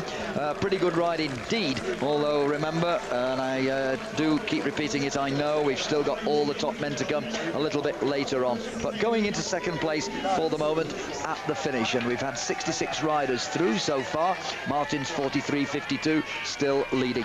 Paolo Bettini a little bit lower down the slopes, the little Italian, still going quite nicely, but I think that he will be bearing in mind that tomorrow's very, very big mountain stage in the Alps, and possibly thinking that he may well have to do a little bit of donkey work on behalf of Richard Virenque to maintain the quick steps hold on the King of the Mountains competition, which brings me to a question that we had a little earlier via David in Paris, Sean, on the polka dot jersey, which of course has been in the hands of Richard Virenque for a little while now. And somebody asked on the emails, is the polka dot competition dead and buried? As we see David Echeverria's checkpoint, 9.3k, he being the leader. And I believe we've also got a heart rate monitor coming up, so we'll just hang fire on that for a moment. Bocharov on 66.72.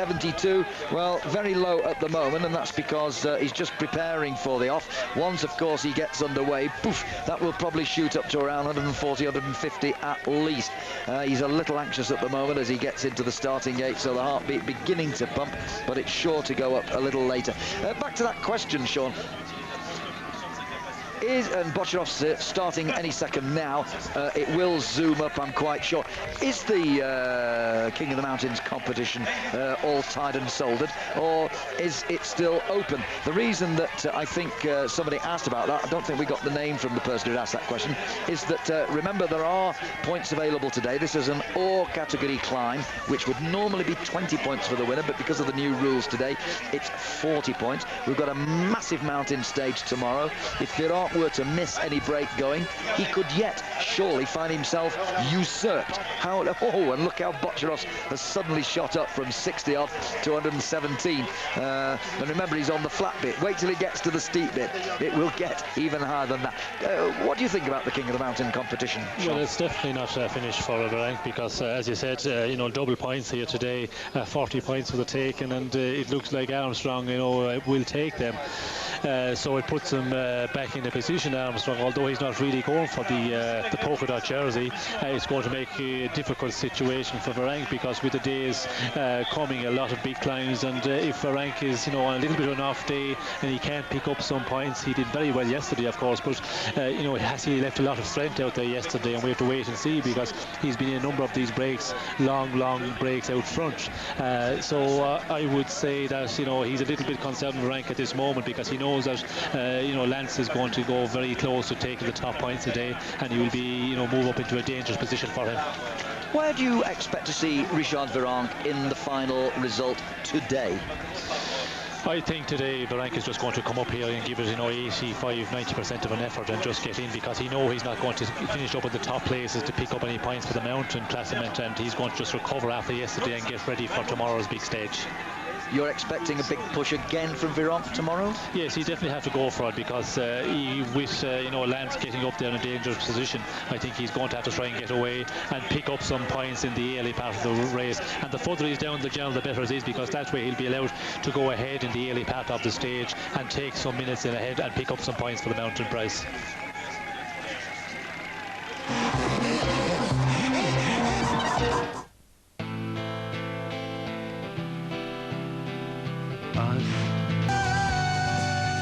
Skoda, official partner of Tour de France 2004. Skoda, simply clever.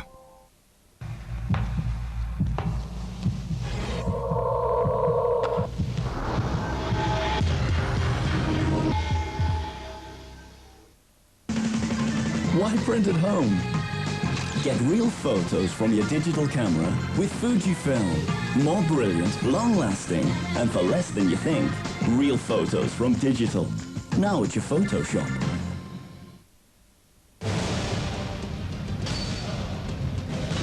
Excalibur, I am ready.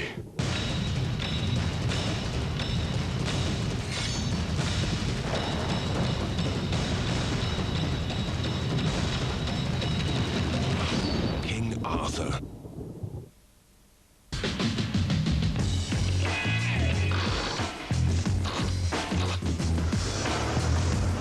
Tula, discover our world.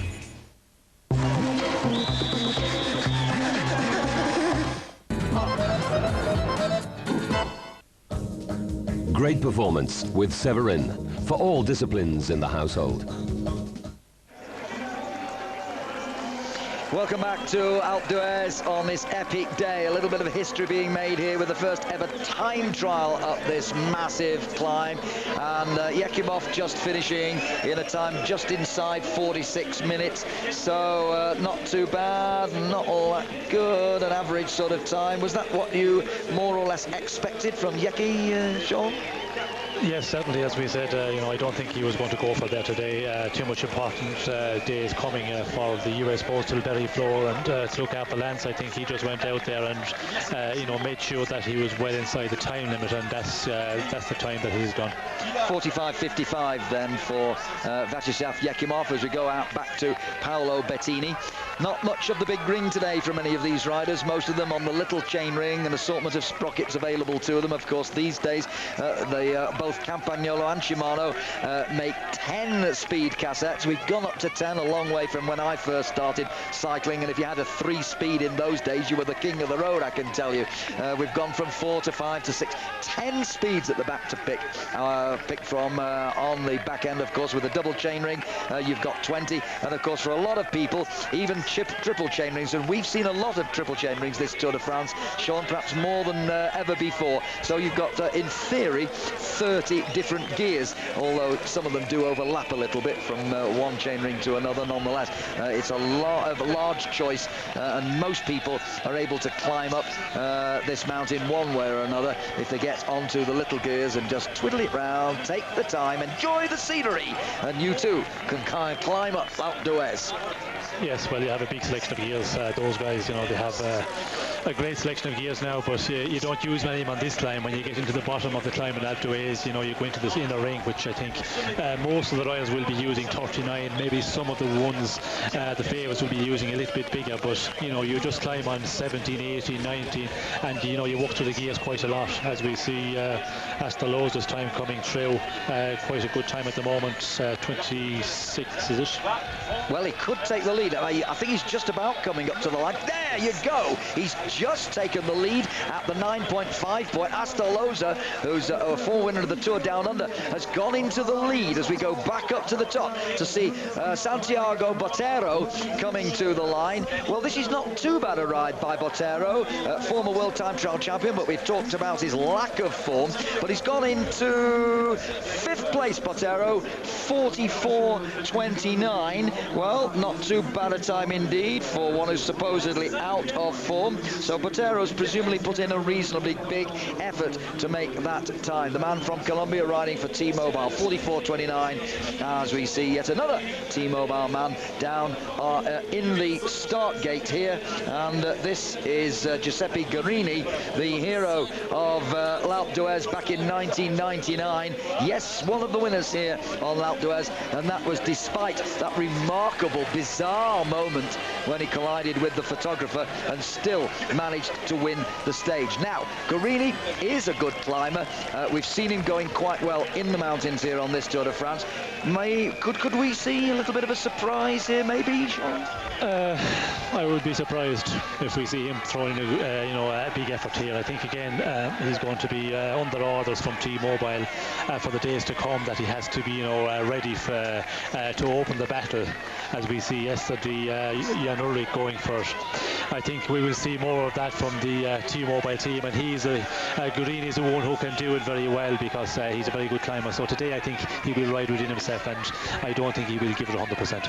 Okay, well, there's a familiar face on the start line. I think most people who've been following US Postal for a number of years will recognise Big George. George Hincapie, mean sprinter on occasion. I remember him winning Bevel Game a couple of years ago in a two-man sprint. But his main work here in the Tour de France, indeed these last 6 tours now, has been as a right-hand man, a lieutenant for Lance Armstrong. He's been an enormous tower of strength for Lance in the mountains, George. And I'm sure, again, he will probably be one of those riders who will keep a little back for tomorrow. David. Yeah, very pertinent this as we come towards the sort of last 30 or so riders. Armstrong, Basso 125 back from him, Kluden 322 back, Mancebo at 539. Jan Ullrich at 6:54. Then there's a big jump back to Levi Leipheimer at 10:58. Roberto Herath at the moment 51 minutes and 22 seconds down on the yellow jersey. Moreau at 13:58. Quite why he's in a Seiko jersey there, I don't know, but Simone at 12:01. And I'm pleased to say now, Mike, we do have David on the line. Sorry about the technical problems earlier, David. I'm fine. I've been watching the pictures and also seeing Guarini go off there because Mike and the rest have been talking about when he crashed into that photographer. And in fact, I'm still earning money from that because what I said on air has been taken up in America and Australia for these sort of what happened next programs, or the what things we have. So I'm still getting paid for that. Well done. I wish I could do a few things like that. I do remember Gianni Bugno, I think, being knocked off on an Alpine stage once, getting up and hitting the bloke with his bike. Yeah, but you weren't commentating, you didn't get money for it. Now, also about memories, I loved a bit this morning when you were talking about the mountain biking and people going across there to the top of the Alpe. Lovely countryside up there. And my mind went back not just to what we're seeing here, but you've been involved in motorsport over these years. In 86 or 87, I was covering the Monte Carlo Rally for a television crew, and we got stuck in the snow. They cancelled the stage. I ended up finding my story through the Times from a farm right down the road near Bourg-d'Oisans. And so every time we look at these things, I mean, Alpe is a mystical climb. And the question which I would like to pose to our viewers, David, is that I've been going back to records, and I think the last mountain time trial we had was in 1996. You may have your statistics up to Val d'Isère when Berzin won the stage. I remember Emmanuel Florent, who was the then managing director of Eurosport, coming to me at the end of the stage saying, "David, where are you staying tonight?" I said, "Here, Val d'Isère." He said, "No, it's going to snow tonight. You better go to Sestriere." So I went out, took my stuff out of the hotel, drove over the top of the over the Isaram, and there was a snowplow. There were the two guys with their galwas puffing away up on the top. There were all the camper vans. There were all the tents. And of course, it snowed, and that was the day they took them on in the coach, and we did the last little bit when Bjorn Ries won the stage and took over the yellow jersey. So memories of mountain climbing and time trials, but I think that must have been the last one. No, I think actually the last one, I think we had a statistic earlier, it was Chamruz in 2001, I think was the last one, which was a 32-kilometre time trial, won by Lance Armstrong. I think that was the last one, but we're really seeing history being made here today, aren't we? We are, and the spectators, what I find on this climb, David, is I've been looking back. There's a lovely book being published. We had it a couple of years ago when we were up there, and it's been published by these people in America, the Velo Press. And we had a couple of years ago, Alpe the Legend in English version. And there's a picture there in 1952, several pages of Fausto Coppi. And looking back down, he's been tracked by Robic. No spectators. Nobody. It just come at this wonderful climb on their own up there, and over the top he went, and he was the first man to go over there. And of course that year he went on to win the Tour de France by 28 minutes and 27 seconds overall. So, you know, this is a very historic climb, but how things have changed since 1952. And this really is the sort of, I don't know, in football we have Wembley, tennis Wimbledon, golf St Andrews, Formula One Monte Carlo. This to me is one of those epic routes on the Tour de France, whether it's a time trial or an individual one. They must keep putting it back from time to time. It's a classic place to go up to, And the other thing is, it's a wonderful free show. I mean, they aren't even paying anything up there, are they? No, they're not. They paid a lot to get here, but they don't have to pay to get in, obviously. No, it is the free travelling show that goes around France every summer. Talking of legends, Ivan Basso today in the press in L'Equipe. I don't know if you've seen a copy of L'Equipe today, whether you can get it on the web or not. Ivan Basso is being compared to Felice Giamonde, just because of the way he goes to bed early before everybody else. He's all very well-mannered and lovely, as we see Benjamin Noval come over in 44.01, 5th place. He's been compared to Giamonde. What do you think of Basso as a rider? Well, I'm very impressed because not so much at Basso as a rider, but how he's being well managed by Bjorn Ries, because so many riders have promised a lot and gone to other teams and done little or nothing. Bjorn Ries managed to get out something extra from his riders, and I think he's done that with Basso, because Basso, after his under-23 champion, he just went on and was there or thereabouts, and suddenly Bjorn Ries is able to get something else out of people, and the way he tactically has been running this race, I think it's tremendous. Bjorn Ries, who's been putting his head to the race so far. Can I just also go back to the race now, David? And the story about the problems of Mike and Sean Kelly going up this climb, and Sean may remember last year we took a shortcut, because there's a little shortcut, by the way, which we don't tell people. You can get up there, and coming down off the mountain, Sean may want to tell the story how we got behind an ambulance and we were the first to gap because we came down behind this ambulance and overtook everybody on the way down. But it's an amazing place to be up there. My mind also goes to the time when I got up there too late. They closed the place where you get the keys to the chalet, and so I said, where is the most expensive hotel on the Alpe d'Huez? And they told me, so I went there. I had the presidential suite. I blew the whole of Eurosport's accommodation budget for the next 3 days. Well, you're obviously admitting this now because you're on the end of a phone and out of the arm's reach of the bosses. Okay, then very quickly then, David, before we wrap up, but your prediction for today, who's going to take it? Well, Armstrong has got to do it today because of the prestige attached to it all. And I'm just sorry that the race has gone this way. In fact, I'd like to spend more time on the Tour this year, but as you know, things came unstuck at the last minute for various reasons, and thanks to the message I've had from various people. But the bookies must have made a fortune, because I didn't think that Lance would get this far without being challenged. So I think at the moment he's certainly going through there. But do remember, we've still got lots of other things to go on. The King of the Mountains competition is not finished. The Green Jersey competition not finished. It's like a good book so far from today onwards. You know, the whodunit thing. We don't know. We don't turn to the last page. And by the way, it's not over till the fat lady sings. David, thank you very much for joining us. And just before you go, I'd just like you to know you have become part of Alpe d'Huez legend, because twice now I've seen, and my German colleague Uli Jansch has come up to me and tapped me on the shoulder, we have seen your name painted on the road here at Alpe d'Huez. There is a big yellow Duffield across the road here. Well, so, I sent the whole family out there with the paint. It cost me a small fortune. Well, that's no good. I thought somebody actually liked you. Oh, good grief. Yes, anyway. It's the family. And those 5 viewers that have watched the programme for the last 15 years. Bye-bye. Bye-bye, David. Thank you very much. Bye-bye. David Duffield, then. Inimitable character that he is. Thanks for that, David and David. And since we've had a prediction from DD, how about, before you disappear, a prediction from DH? David Harmon in Paris. Are you in the Armstrong camp as well? Yes. Yes, a prediction. Okay, well, I think Acevedo. I'd like to see Acevedo do well. He's done ever so well for Lance Armstrong. Maybe this is his day to just pip Armstrong to #1. Azevedo, that's a nice one. Okay, we'll stick with that for you then. And I'll ask Sean in a minute, just checking on Michael Bourget, 45.34 for Bourget, and still the leader in the clubhouse, so to speak, Martin of France.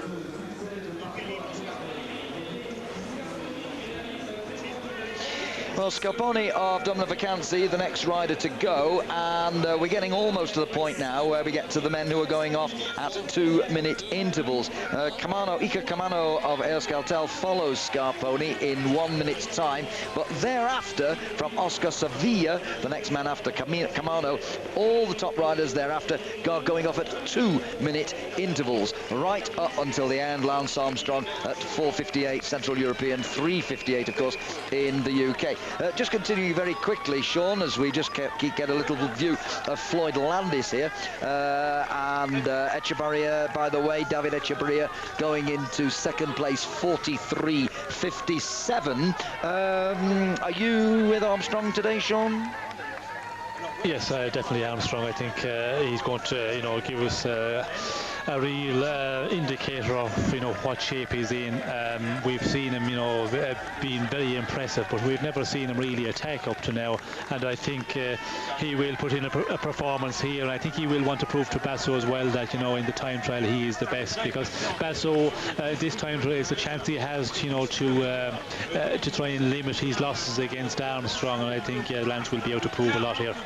Well, I too have written down Armstrong against my own name, so we've got 3 for Armstrong here in the Eurosport camp and 1 for Azevedo. We shall see how it all pans out.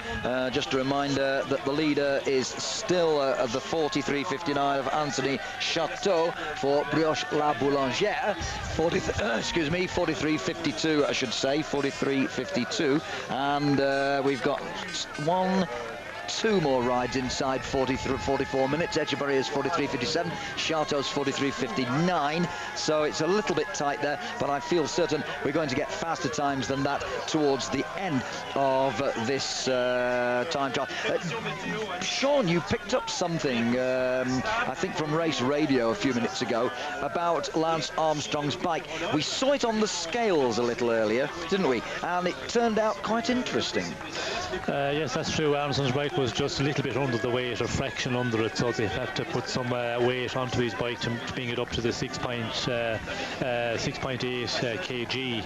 It was just a fraction under that. Can you tell us exactly how much of a fraction? Just for the record. 6.78, which was a tiny fraction. So we've seen him in the past where with the Royals they put this piece of lead where they they stick it on, or they strap it onto a part of the bike to bring it up to the minimum weight which is required by the UCI. Is that with or without the bottle full of orangeade or whatever? That is without the bottle. Yeah. Of course. Okay, Oscar Sevilla, they used to call him the choir boy. Well, he's still very baby-faced looking, isn't he? A little bit in a way like Thomas Vogler, who also looks a little bit younger than he really is. And this is the fellow who's finished second in the Tour of Spain and promised so much in 2 or 3 years ago, but for me he's not quite made the continued progress which he himself would have hoped for. Nonetheless, Sevilla is on his way, the first of the 2-minute interval men, and so from here on in we've just got another 20-odd riders to go off. Sevilla will be followed in 2 minutes time by Stéphane Joubert, and then we've got all the big names coming: Carpets, Cassar, Brochard, in this order by the way: Rubira, Virenque, Morrow, Rasmussen, Pereiro, Simoni, Sastre, Leipheimer, Caucioli, Vogler, the former yellow jersey, Toshnig, Azevedo, Ulrich, Manchebo, Ludden, Basso and Armstrong. Rick Verbrugge, big lad Rick, and of course he still holds the outright record for record average speed for a prologue time trial, which he did in the Tour of Italy 3 years ago. But this is not quite Rick Verbrugge's cup of tea, going up a steep hill like this one, and Rick manfully ploughing along, but I don't think we'll see him on the leaderboard. No, I will certainly not. It's not his cup of tea, the big climbs like that. The flatter time trials, he can limit his losses, and we see him doing some good prologues as in the Giro some time ago. As we go back here to Lance, as he's preparing for the off, he's just warming up on the rollers here, and of course it's difficult today. You cannot ride up the climb because you're not allowed to come back down, of course, so the riders don't get the opportunity to ride a bit on the climb to get warmed up, so they have to use the rollers. There's so much people in the bottom, it's the only way to do it really. Paolo Bettini not far short now of coming over the finish line, and what sort of time are we going to see from the little fella? Well, not too bad, I suppose. It's going to be in the 44-minute bracket for the double World Cup winner Paolo Bettini. 44.50 odd, it'll scrape inside 45, I'm sure. 44 and 55 seconds into 12th place for the moment, so I think he'll be reasonably happy with that. His work is done for the day, and no doubt we'll see him assisting Richard Virenque tomorrow in the big Alpine mountain stage that goes over the third and the last of this year's all-category climbs, of which today, remember, is one. Well, still Martin leading at the finish, but lower down the climb, Mercado is the leader at the 9.5 kilometre mark. He's overtaken everyone, and at the next significant point, 12.5 kilometres, Astolotza is the leading rider. And talking of which, here comes Astolotza now. Now then, is he going to take the lead? And I rather suspect he is, Sean. Look at this. Astolotza is way ahead of Martin, and we're going to see a new leader. Martin's led now for some considerable time, but Michael Astolotza for AG2R is going to easily take the lead here. It's going to be a very short 43 in time trial speak as he comes up to the finishing line with one last desperate effort, stopping the clock at 43.06, and Astolotza is the new leader here in Alpe d'Huez. 43 minutes and 6 seconds, and a very good effort from the Spaniard. Yes, that's a good ride, and it's starting to give us an indication of what sort of times, you know, the real big riders, the big favourites will start throwing in here. So, you know, that's quite a fast time, and I think he will, you know, stay up on that leaderboard for a little bit of time. Well, as you see, David Moncoutier, a stage winner, of course, already this year. It's still, though, Sean, in my view, still very, very difficult for us to actually predict what the winning time is going to be, isn't it? Yeah, it is very difficult, because when we look at you know, the time of Pantani, it was a stage which was a pretty flat stage. I think they had 120 kilometres, and they got to the bottom and he attacked immediately. So it's difficult to know what they're going to do when they have to start at the bottom. Moncoutier doing a great ride. He's actually taken the lead at the 9.5 kilometre point by some distance. He's relegated Mercado by some 20 seconds, and Astolotza, who is the leader in the clubhouse in golf speak, is 38, or was 38 seconds slower than Moncoutier at that particular time. So Moncoutier at the moment is heading for a very, very good time indeed. Now you see on the right hand side of the screen, we're putting it all into perspective at 9.5k, and remember that the total distance is 15.5k. So a very good performance from the earlier stage winner. Can he sustain it, though? That's the question. Can he sustain it for the whole of the distance? Egoy Martinez, number 37, is the rider you're looking at the moment for Euskaltel. Mercado is the leader at the second time check, but remember, Moncoutier's got some distance to go before he gets there, but wait for it, because looks like Moncoutier is on a ride. Yes, it looks like he's you know, throwing a good ride, but you have to wait and see as they get further up, because you know, to calculate your effort here is very important, and of course it's a new one, the time trial, as we said, here on Alpe d'Huez, so it's hard to know, you know, how to dose your effort. You know, will you hold out to the end, and that is a very important to know how to do that. Very difficult thing to do indeed, as we look at Michele Scarponi for Dominic Vacanzi, and going past these tens of thousands, if not hundreds of thousands actually, if you take the whole of this area into account. It's just quite unbelievable. You've really got to be here to appreciate just how crowded Bourg-d'Oisans was last night when we came through, and indeed how crowded Alpe d'Huez here is at the summit of the climb. It's really amazing. Kim Kirchen, who's got a body of supporters just down from the finishing line, by the way. I had a little chat with them earlier on today. Kim Kirchen, 44.08, 7th place for the Luxembourg champion. Not too bad a time indeed. Stuart O'Grady, 45.19. Well, not too bad for Stewie. He'll be happy to get up there. He's certainly way inside the time limit, that's for sure. Well, there's one of the many hairpin bends, one of the 21 hairpin bends on this course as Michele Scarponi goes round. And you know, I was quite surprised at just how severe, Sean, the gradient is just coming out of the hairpins. The hairpins themselves on the outside anyway, not the inside. On the outside, as you see Armstrong really warming up, it seems like if you go around the outside, it's almost level. But then when you come out of each of these bends, the road really seems to just go very, very viciously up. Yes, it is, and there is, you know, there's a lot of different sections, and the percentage changes quite a lot, as you said. In the corners, it's a little bit easier, but when you turn around the corner, it goes up very steep again. So the gear use will be very important, to keep on changing your gears, and of course in and out of the saddle is very important. You have to be able to do that, and I think, you know, Lance is a rider who can do that very well. He can, you know, accelerate out of the corners, so I think it will be a climb that will suit him very well. One of the interesting questions about hill climbing, and the time trialling scene in Britain has a hill climbing season in October leading up to the Hill Climb Championship, as our next rider on the line, Laurent Brochard, is preparing to go. Is it better to take the short route round the corner, i.e. up the steepest part, or is it better to take the slightly longer route, which has, of course, a much more gentle gradient? Well, normally it's better when you're in the race, in a road race, to take you know, the easier gradient, take it wide. But here I think you know, the road is quite large, and you know, the riders will not cut really tight, but they will keep, you know, a pretty middle of the road around the corners, and I think that is the best way to do it.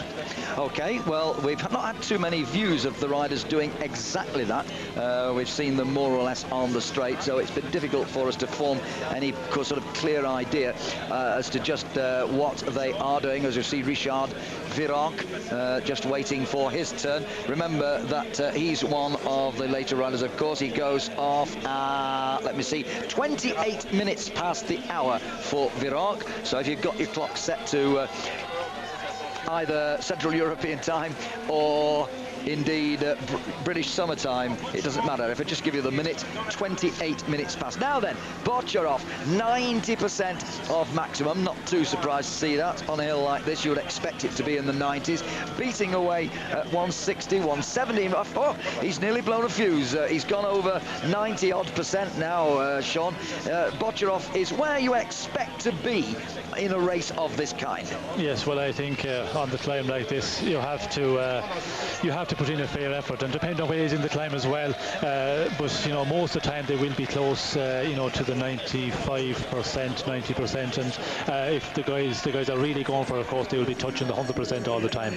Would you expect to see a 100%? Yes, I think some of the ones that will be really going for it, especially in the last number of kilometres, maybe not in the earlier slopes until they get settled into it, but the ones that are really going for the general classic, the last 5-8 riders, they will be, you know, very close to the 100% in the last 5 or 6 kilometres of the climb. Look at Mercado.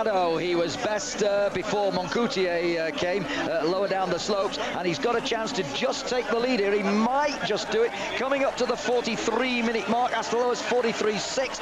2, 3, 4, 5. Has he done it? Well, on fractions he has. 43.6 for Mercado. He just goes into the lead on that fraction.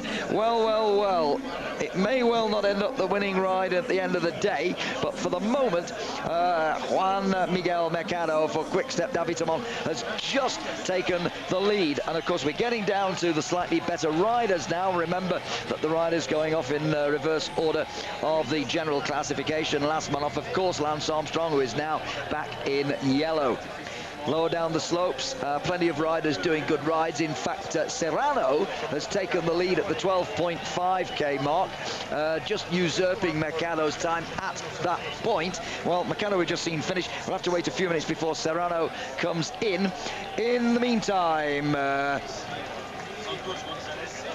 Gonzalez coming in with a time. Well, we didn't quite see that as we go. Oh, it's come up on the computer at the second intermediate mark. He's taken the lead, Gonzalez, for Phonak, 25 minutes and 5 seconds, as opposed to Moncoutier's 25.26. So we are getting a lot of really, really good times here as Lance Armstrong continues his warm-up. And Sean, must say, it's unusual to see him relaxed enough to turn around and talk to people. Normally, he's very, very concentrated.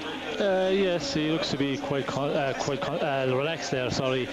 Of course, he has a bit of time before he gets off, and I think this year we've seen him a number of times in the interviews. He seems to be a bit more relaxed, and of course, because of the results the last number of days, I think he can afford to be relaxed.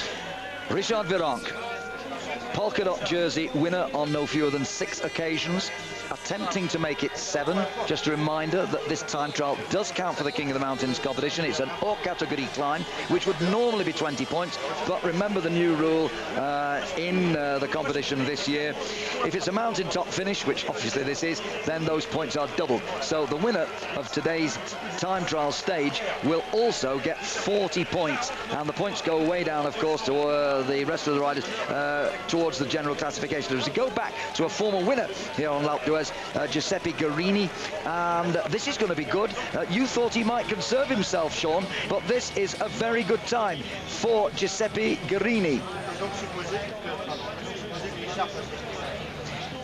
Well, he's not quite at the checkpoint now. He's not quite on Gonzalez's time. But do you remember, we mentioned this 1999 situation. This, in fact, was what happened back in 1999. He was on his own, ahead of the Lance Armstrong group. There's the photographer. He doesn't get out of the way. Down goes Guerini. And remember, at this stage, he only had about 20 seconds lead on the chasing group. Very quickly back on his bike. A good push from a spectator. And Guerini was off and away incredibly quickly. Unfortunately, he continued on and he still won the stage.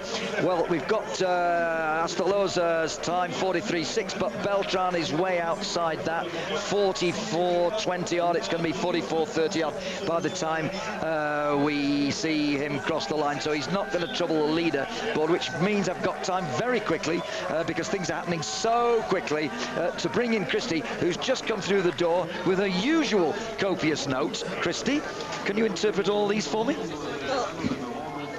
Yes, I can. As you know, Mike, I walked down the course this morning to the start, so I did the full, full 15.5 kilometers, and just to check out the crowd. 42.50. I'm sorry, this is what I was afraid of, Christy, because we're getting so much many things happening. So Serrano, 42.50 is the new leader. Sorry to have to interrupt you, Christy, but you do understand that such a lot's happening here as Christophe Moreau sets off. You walked all the way down. Yes, I did, and I had a nice chat with Christophe Moreau this morning before the time trial started, and it was really, he's looking to just really conserve himself today.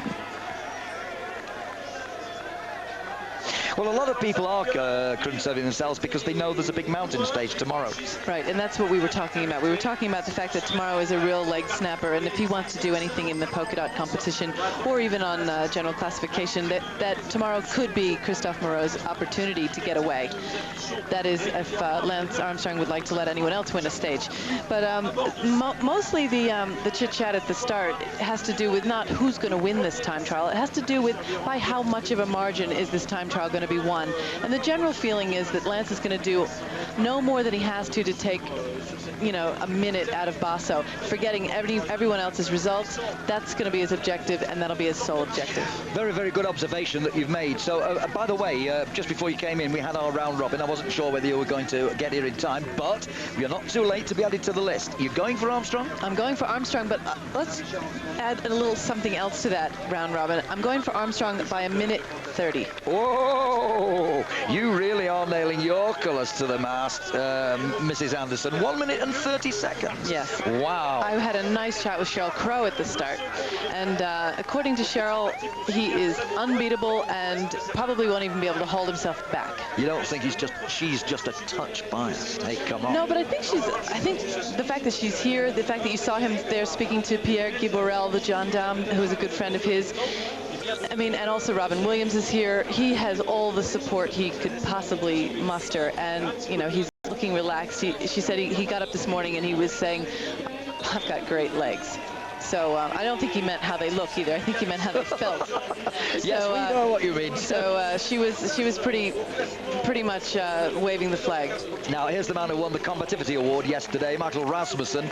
He's had a pretty good mountain phase of the Tour de France. Sean, Rasmussen on this hill today? No, I don't think Rasmussen is going to really go for today.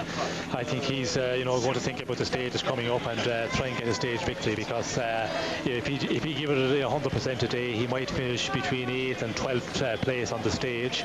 It's nothing for him really, and I think the days to come are days where he can get away, maybe still a bit further down the general and try and win a stage. Moncoutier still leading, second checkpoint now. Remember, he went into the lead at the first one before Gonzalez got there, but Moncoutier on the road is the leader as we go back to Richard Viron, the darling of the French, and there are so many hundreds of thousands of people here, a vast majority of French people. They will be shouting Viron up the hill all the way. Talking of crowds, Christy, you went down to the bottom in Bourg-d'Oisans. What was it like in Bourg-d'Oisans this morning? Well, I mean, you see the people on the course. You can see it from the helicopter shots. It's amazing. I would say well over 1 million people are on the course alone. But then at the start, it's also packed. In the last 5 kilometers on the descent, so the first 5 kilometers of the race, it is probably 30 deep.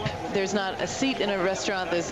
My friend was trying to buy a disposable camera, and there isn't one to be found on this entire mountain. People are out in full force. Gutierrez coming to the line, but he's not going to take the lead from Gonzalez at that point. The intermediate time checks, just to remind you, have Gonzalez for Phonak in the lead at 9.5, but Moncoutier is still the leader. He went off a little earlier at the Duez checkpoint at 12.5. On the line, though, Serrano is still the leader with that great 42.50, which we saw the first man inside the 43-minute mark. And we go back now to see the Domine Vacanze rider Scarponi, one of the younger riders in the Domine Vacanze team. Not noted, many of them, for their climbing, and I don't think they'll finish too high up.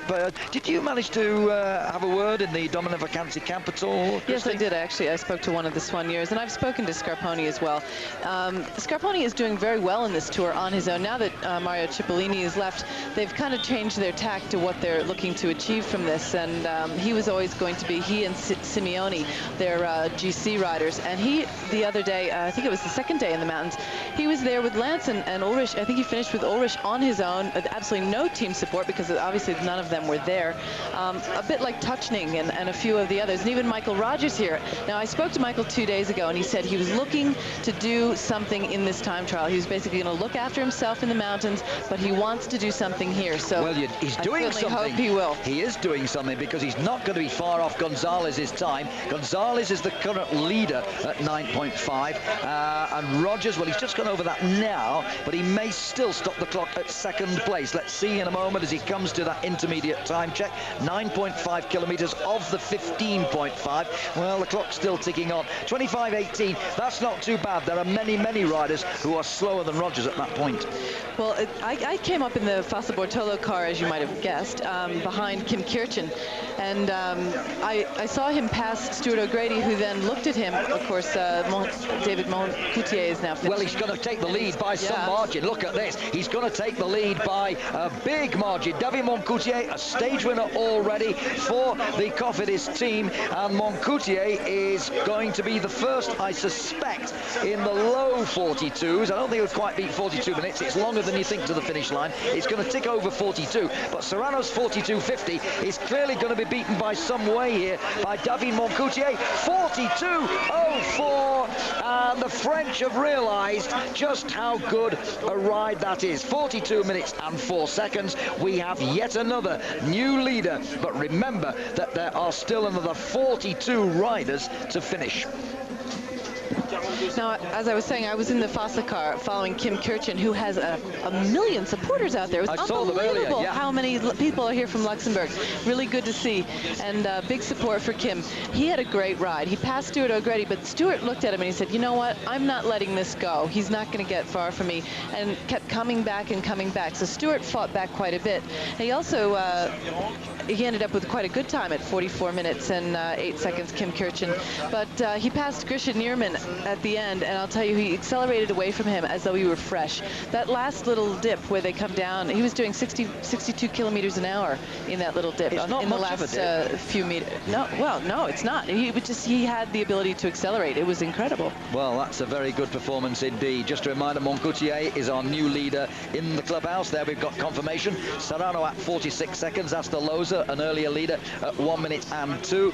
And we're getting down to the nitty-gritty of this epic stage here up L'Alpe d'Huez to this marvellous mountaintop scene here. This huge town that's been built up here over the last 20, 30 years or more to provide winter sports. And when you look at the mountains outside, they are absolutely spectacular. The place is riddled with ski lifts which take you right the way up to the top of the mountains, and there are so many pistes that you can ski down in the winter. There's a lot of snow still around here, much of which of course will stay throughout the summer months. It just won't go, and it will be of course augmented by many, many feet of snow come next winter. Roberto Heras, former winner of the Tour of Spain of course, and a former henchman of Lance Armstrong, now one of Armstrong's adversaries, but it's not been a good tour for Roberto Heras.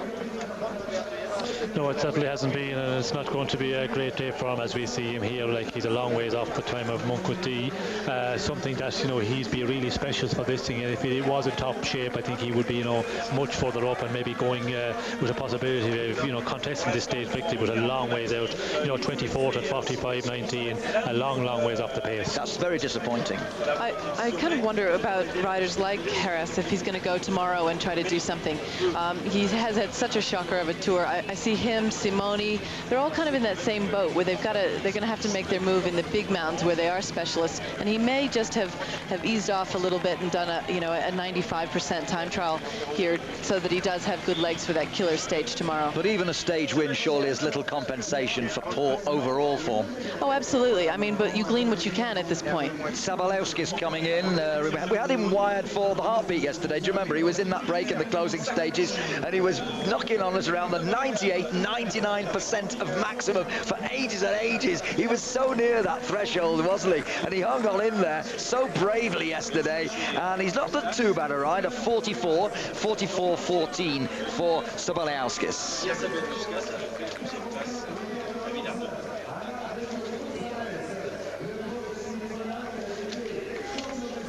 Well, we're getting ever closer now, within 20 minutes now of Lance Armstrong, the last man to start getting into the starting gate, as we look at Giuseppe Guerini's 12.7k mark, and he's actually taken the lead. The 1999 winner, and Sean, you thought that maybe he would be soft-pedaling a little, Levi Leipheimer next man off, but he's gone into the lead at the first checkpoint.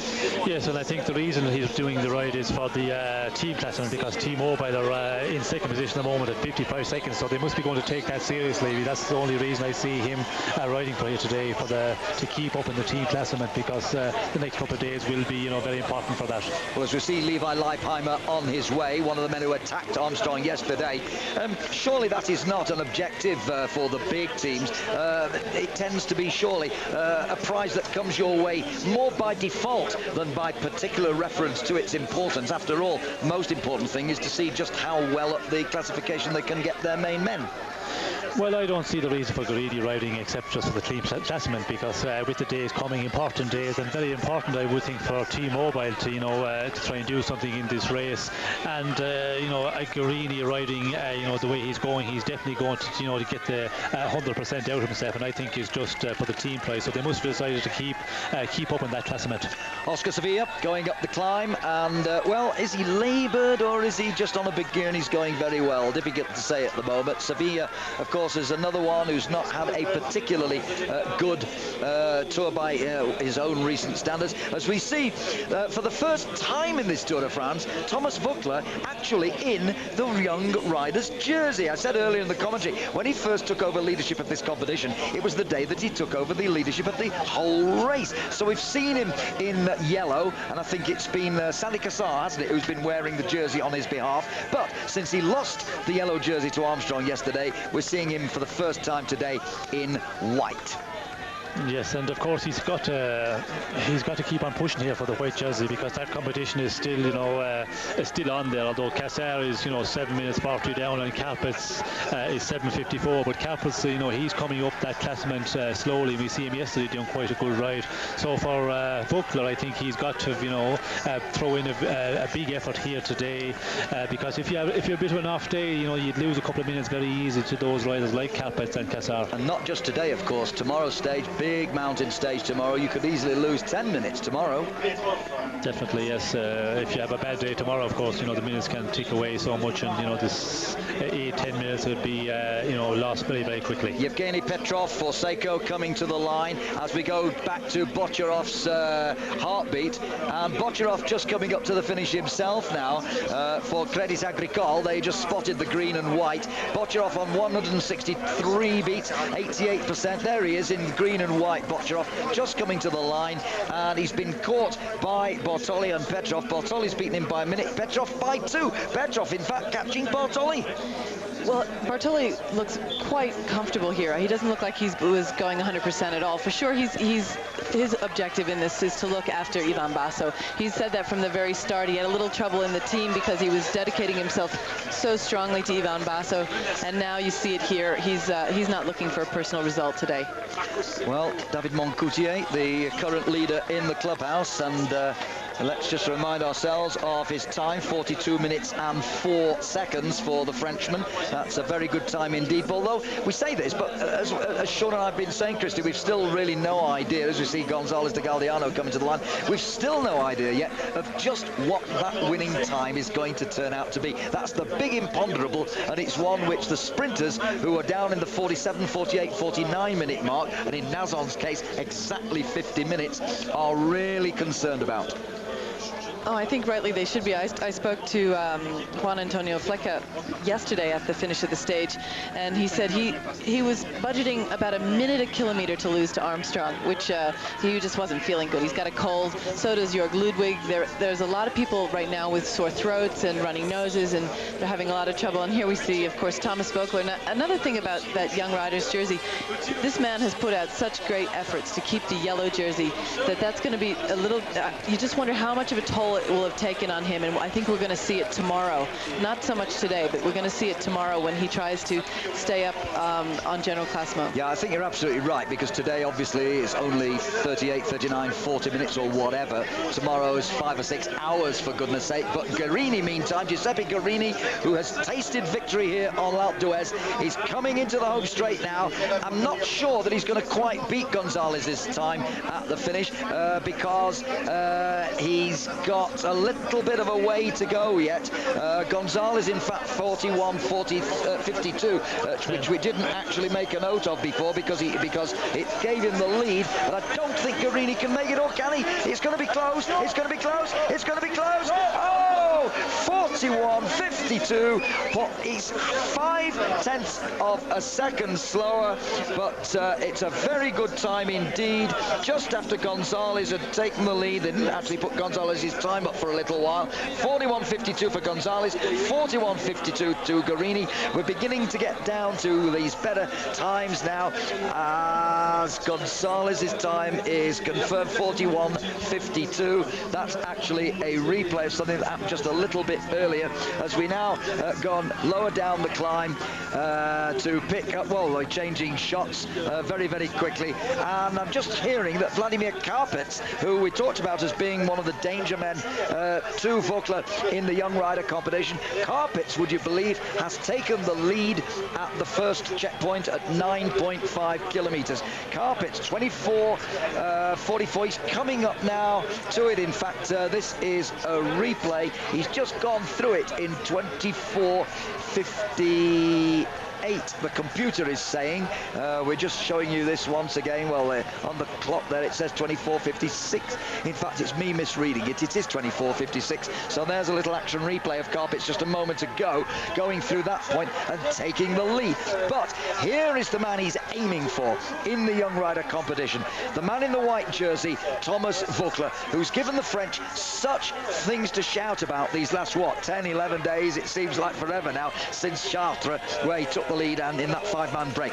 But back to the start now, and Jan Ullrich. Well, this was the man who decided to take it on the road to Bourg-d'Oisans and really gave the Armstrong camp a little bit to do at one stage on that stage when Ullrich took off and went on the attack, and he actually got a lead of just over a minute at one stage before eventually it began to come down again. What, Sean, can he do today? Well, that is the question, and I think yesterday, it gave us a bit more hope for Ullrich because he was having bad performances, and I think the way he went off there yesterday, he must be getting better as this race go on. Interesting thing to see with his bike there, he had the special bars on where you get down. We haven't seen any riders really with that sort, so he must be going to get it down low on the bike, but I don't know on the bars, I don't know where he's going to do that. 1.5 kilometres out of Bourg-d'Oisans. Yes, and the last bit of running, when you come through the kilometre to go, actually there's a little bit of a downhill into the last corner where you turn with the number of 100 metres before the finish. Just look at these crowds, just soak in the atmosphere here, folks. This is the Tour de France. It's a little bit of history in this race, which began 101 years ago, the very first time that we've had a time trial up here. This race first came up here, as you heard David Duffield reminiscing a little earlier in the programme, in 1952, when the great Fausto Coppi was the first winner, and there were hardly any people out there to see him do it at all. Here we have crowds the likes of which you couldn't begin to imagine in those days back in the 1950s.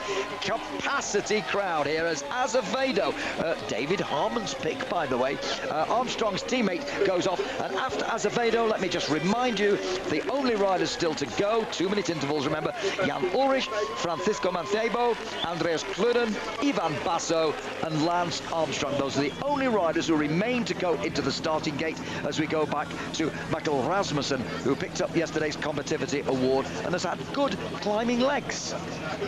Yeah, Rasmussen has featured quite strongly in this race so far, and surprisingly so, because he wasn't one of the favorites, of course, going into it. But he seems to be a very smart rider, and he seems to be able to find his own position within the top 10.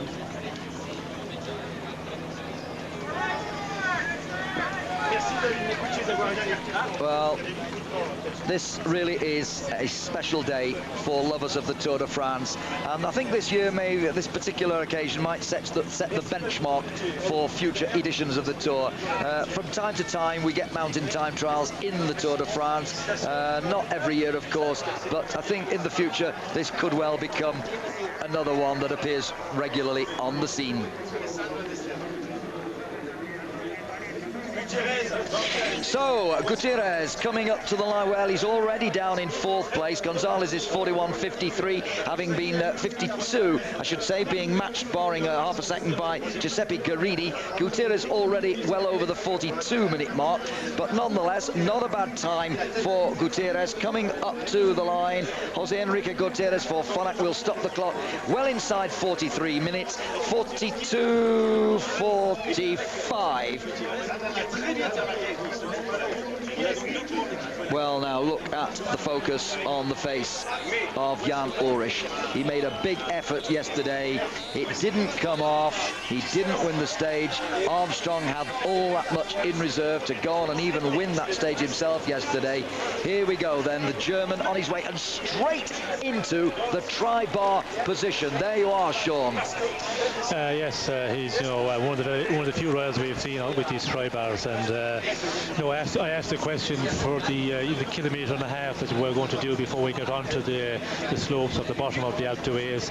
Is there an advantage by having them? Because of course you've got to carry them up there for that number of kilometres up the climb. So I would ask the question: is there any advantage having the tri-bars? Well, you will get the question answered in approximately 2 minutes, because for a long time now, the fastest time for the first 1.5 kilometres, which personally I've been ignoring because I feel it's rather academic, but for the sake of this particular rider, Ullrich, I'll point it out. Cancellara has had the lead there for a long time. He took 2 minutes and 1 second to get to that first time check. So you'll get the answer to the question fairly soon when he goes through that point. Meantime, Axel Merckx coming to the line. Well, he's over the 43 mark and not far short of catching Patrice Algon, who started some, 1, 2, 3 minutes in front of him. Algon losing 3 minutes to Axel Merckx's 43.21.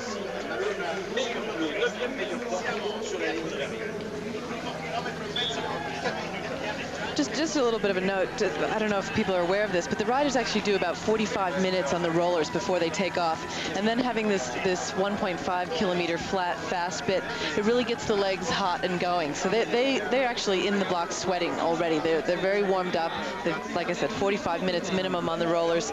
They're here comes Michael Rogers. Well, now this is not a bad ride either. You said, Christy, that you thought he'd do a good one. Well, he's not going to win it, but look at Gonzalez's time on the bottom, 41.52. Michael Rogers is not going to be a million miles away from this, you know. He's doing a pretty good effort here. The man from Australia coming to the line for quick start. Davitamont in, is it going to be fourth? It is fourth fastest so far, 42.15. Getting even nearer now to the last man off, Lance Armstrong, at 58 minutes past the hour, or 2 minutes to the next hour if you prefer. Not a bad ride by Rogers. No, it's fantastic, and his wife is here as well, and he's really looking good. I mean, he was focused on this. He hasn't had a great tour so far. He's been a little bit disappointed himself with his results, and this he aimed at, and I think he's hit it pretty well. Manthebo on the flat stretch from the start gate as we go to Jan Ulrich. And now then, here's the answer to your question, Sean. Yes, Ulrich, we see that he's at the 1.5. He's 1 second down on the best time. So, you know, not anything to worry about really, because you know, the first kilometre you don't have to go at 100%. You know, you have to know yourself. Some riders like to start really fast, they can do that, and other riders need a little bit more to get into the rhythm. So you have to, you know that, and they all know that because they have from past experience. But Sean, he's on the climb, look, and he's still on the tri-bars, look. Yes, he's on the lower slopes of the climb now, and he's coming into the steeper part, but still it's, you know, amazing to see him on that lower on that time trial position. And we see there he was touched by a spectator. He had a little job in controlling his bike actually, because you know, when you're down there on the bars like that, you have to control your bike, especially when somebody gives you a touch like we see with Ulrich there. And that will be the one anxiety I think that Lance Armstrong here has as he goes up the climb. People are going to be so keen to get a piece of the action. They're going to be so tempted to let that enthusiasm of the moment run away with them. That was one of the first questions Cheryl Crow asked me when she realized that I had walked down the course. She said, what's it like? Are there barriers? I said, well, there's barriers in the last 8 kilometers, but in between that and right from the very start, there are no barriers. And it is, I mean, you see it in the first kilometers in the fast bit, but as soon as you get to the mountain, it is open slather. And she was very concerned about that and wanted to know if it was under control at all. Now then, Vladimir Karpich, remember we said that he was leading at 9.5 kilometers. Well, we've got the darling of the French here, Richard Virenque. Well, there's two darlings really, Vauquelin and Virenque, the two V's. And Virenque is doing a very good time, 25.40. Oh, no way. Hey, that's not all that good. Sorry, I got the minutes wrong. I was looking at the seconds. He's a minute down. Yes, he's quite a bit of time down. I don't think, you know, as we were saying, I think he is well calculated. He knows that he's not going to get into the top places to take some points for the mountain classement, and he's just going to get up this climb and, you know, conserve his energy for tomorrow after the ride he had yesterday. Of course, you know, a bit of an easier day would suit him quite well. George Toshnik, little fella, nice little mountain climber. What chances for him very quickly, Sean? Yes, well, we've seen him, you know, doing good performance, although yesterday he was in a bit of problems. He wasn't able to follow when there was attack from Ulrich. He lost contact, and he was getting very close to getting back into that leading group, but never managed actually to make contact. Well, we'll see what the Gerolsteiner rider does. Remember that Gonzalez Stefanik is the current leader here at the finish, 41 minutes and 52 seconds. But we've got almost all the riders now on their way.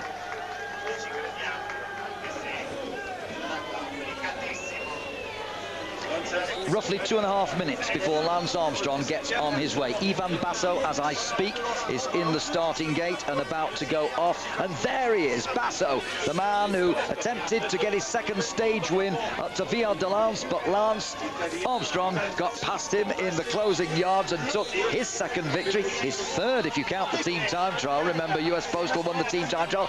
Basso is away, 2 more minutes, and Armstrong will be also on his way. Ivan Vaso spent quite a bit of time in America this year working with wind tunnel tests and whatnot to improve his time trialing, because it's been his only undoing in other tours. And Ulrich here still in those bars, as you said, but he's such a good bike handler, Jan Ulrich, that position might bode very well for him. And you see a lot of people staying in that as long as possible. He's obviously comfortable down low, and I mean, they would have done every test known to man to determine the best way to ride this hill. Sean, I'm curious myself that, I mean, the time trialists in 10 miles, 25-mile time trials in Britain and the longer distances too, they use the bars, but on steep hills, is it that much of an advantage? Well, from experience, I found it, you know, difficult on the climbs to use that position. You have to be, you know, use the tops of the bars more and be able to get in and out of the saddle. But Ulrich, of course, he's the one who sits in the saddle most of the time and powers a bigger gear, so he's the rider maybe can stay in that time trial position that little bit better. But for most of the riders, as we've seen here, I think the normal position, the normal climbing position on the tops of the bars is the way to do it. Well, you mentioned the gear that Ulrich uses, and from time to time, as we see Lance Armstrong just collecting his concentration now, we normally see Ulrich riding a higher gear than most, but when we last saw him still on the tri-bars on the climb, to me it appeared as if his cadence was a little faster than that which we normally see from him. Now then, this fella, of course, in the last 2 or 3 years, we have seen an excellent rate of cadence, and this is why many people feel that he's managed to get up the hills so well. Watched by Sheryl Crow, who's looking, I have to say, just a little bit anxious right now. Why shouldn't she be? But Armstrong right now will be concentrating very much on the next 38, 39, 40 minutes or whatever it's going to be. Yes, he certainly will. Yeah, this is, you know, probably the most important time trial of the race, because when we get to Saturday's time trial, it will be a bit more clear what's happening in the race, and also it will be the safety of the time trial as well. I think is a little bit concerned for everybody here, especially for Lance coming through this thousands upon thousands of people. Well, now look. Oh, well, we've gone back to Armstrong, but did you notice there that, for my money anyway, Ulrich, still on the tri-bars position, seemed to be riding with a better cadence than we've normally seen from him. But look at this fast pedaling rate from Lance Armstrong, and even here on the flat stretch, the supporters coming right out into the road. Right, it's a bit better here, but you notice there, just back there, it was quite narrow, and this is the one thing which, of course, Armstrong will be concerned about, that the parting of the waves will be sufficient for him to get to the top, and indeed all the riders to get to the top without any problems from these very enthusiastic spectators. They've come here to see this great race, to see their heroes, to see this particularly epic climb ridden in time trial form for the very first time, as we go back to Ivan Basso. And here you see this familiar sight of the spectators barely leaving any room, it seems, at all for the riders to get through. Yes, well, it's that is a danger one, as we've mentioned many times today. And the interesting one about Basso as well, since he has changed teams, of course, he's, you know, moved from Basso last year to CSC. He's also worked on his pedal, the way he pedals. Actually, he improved on that during the winter with Reese, of course, who you know, is a very good team manager, and the souplesse, as they call it, the suppless of his pedals and strokes, and he's actually gained 10 tons of the pedals every minute compared to what he was doing previous years, and I think that's, he said, has improved his climbing a lot as he improved in this tour. Well, Joubert coming up towards the finish area now. He's not going to beat Gonzalez this time. It's going to be over the 42-minute mark by the time the Frenchman gets through to the finish line for AG2R. It's going to be a short-ish 42. This last 200 meters or so from that last quarter seems never-ending through this, alongside these huge crowds here in Alpe d'Huez, as we see Sevilla behind him. He's caught Sevilla for 2 minutes. Now that is incredible. Now who would have thought that somebody like Joubert could have taken 2 minutes and a bit out of such a rider as Sevilla? That's incredible. Is it that Joubert's done such a great ride, or Sevilla a very disappointing one? Oh, it's clearly Sevilla's a disappointing ride. I mean, he's just had a disappointing tour from the first pedal stroke. He just hasn't had the form that he's had in years past, and you know, sometimes you have an off year, unlike Lance Armstrong, who doesn't seem to have an off year yet. I mean, this is the 6th one in a row where he is just stomping strong, and it just seems to be getting stronger and stronger. But you know, they haven't shown much of Clouden, and I really want to see Clouden on this climb, because he is a fantastic time trialer. He can climb, he's got all the energy going in his direction, and they just haven't been focusing much on him, and I'd like to see how he's going. Yeah, you're absolutely right. Our camera cameras don't seem to have picked up Andres Kludden, who is 4 minutes up the road from Armstrong. And meantime, Cancellara's time is going to stay as the fastest because Armstrong has gone through that very, very early time check, which personally I don't think is relevant at all. Armstrong has gone through 4 seconds down, so Cancellara has won that particular part. But let's remember, that is the flat part, and for Armstrong it's irrelevant. It's what happens on the climb which is really important. As we go to Vladimir Karpets, now he was an early leader at 9.5, but he'd slipped down to 3rd place behind Guerini and Gonzalez by the time he got to 12.5. Here he comes to the line, and as you can see, the time of Gonzalez, and indeed that of Guerini as well, is going to slip away from him in just a moment. He may just get inside 42 minutes, Karpets, but he's just lost a little bit there. 41.56 for Vladimir Karpets. The interesting thing for that, of course, will be what Vukler can do in comparison to Karpets, because we've got that young rider competition very much in our minds, Sean. Yes, well, that will be the interesting thing to see if Vukler can limit his losses here, and I think he is going to lose a bit of time against Karpets, but how much is the question, and that's the thing he will be very concerned about. And as we see Armstrong still going very nicely, he's now on the climb proper, of course, and spectators, I trust, will not impede his progress. But also, 2 minutes after Karpets comes Sandy Kassar, who is in 2nd place in the young rider competition, betwixt Vukler and Karpets. So we've got to watch for Kassar's finishing time as well. But Armstrong now is really giving this full bore. He really is going for it. You can see that as we go back to Carlos Sastre, who's been featuring well in the climbing stages of the Tour de France. Sastre coming up to the 9.5k mark, the first of the relevant time checks. He's just going to be outside Karpets this time, over the 25-minute mark, but into 2nd place. He'll hang on to 2nd place, so Sastre, meantime, going quite well.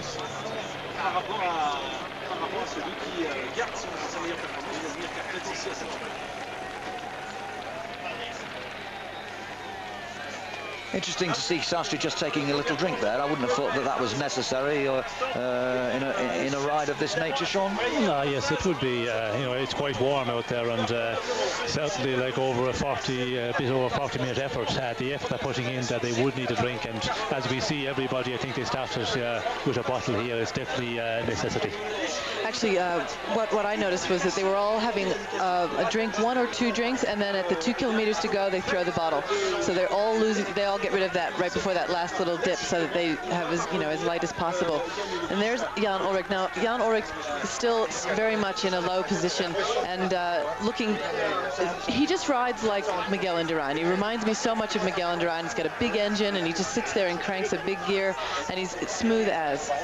Yes, and the interesting one with Ulrich is, you know, he's on these tri-bars, but when he has to change his gear, he has to leave it and go to the changer. So he's moving position a lot, and I would be concerned about the benefit of those bars. Me too. Time trialists back in England, Scotland, Wales, more frequently these days actually have the gear changers on the end of the tri-bars, and it only takes a little movement of the thumb to change gear, and you don't lose any rhythm there. Yes, that's true. Of course, you know, you have it there right at your fingertips, and you know, you just you lose no rhythm at all when you go to change, and that is the problem with Ulrich. He's kind of, you know, moving from the tri-bars to change his gears, and you lose a rhythm of it there, and that is a little bit of a concern for me. Lance Armstrong then coming up the climb of Alpe d'Huez. His destiny, as far as he is concerned, is win number 6 in the Tour de France come Sunday. That is his big aim as he goes up this part of the climb. We're waiting a little while yet to see him get to 9.5 kilometers and to see what time he has done. Remember, he's the last rider on the road, so all the other rivals of his, like for instance Jan Ulrich here, who went off, let me see, 2, 4, 6, 8 minutes ahead of him on the road. Ulrich's time will obviously be coming up a little earlier.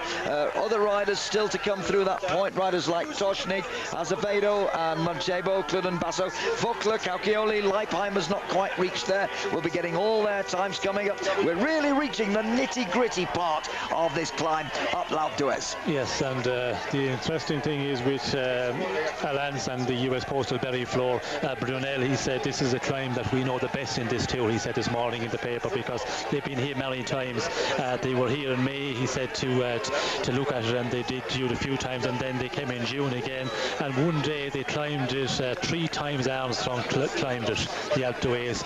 He never climbed it at 100%, he said, because at that time of the year Lance wasn't in his best form, so it wasn't going to give him any idea what time he could do. But he said it's very important, and he said Lance, he knows every inch of this climb. The best climb, he knows this is the best of any of the climbs in this race. Well, I think that's very important. It's not so much in training how fast you can go up it, but more or less getting a mental picture of every hairpin bend, every little variation in the gradient in your mind, fixed in your mind for the big day.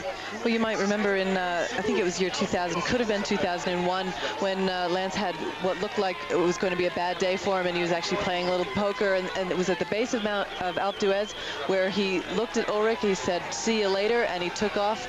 And I think that was the point where he really enjoyed his assault on this mountain for the first time. Well, he's still pedaling away at that fast cadence that we've seen so far from this man from America. Higher up the climb, the spectators will be waiting for him and cheering on each and every rider, but particularly this man with 5 tours already under his belt, and so close they are to him. There's, oh gosh, my heart's in my mouth here, folks. You know, you were talking quite a bit about Jan Ulrich's position. I have a feeling, you know, with the gear changes and stuff, to me, he's chosen that position because he's comfortable there. The way Armstrong rides with a fast cadence is has to be one of the least comfortable ways to ride a bike. He just seems to be able to do it and suffer through it, whereas others like Jan are more traditional riders. And here's Ivan Basso looking very, very smooth for Ivan.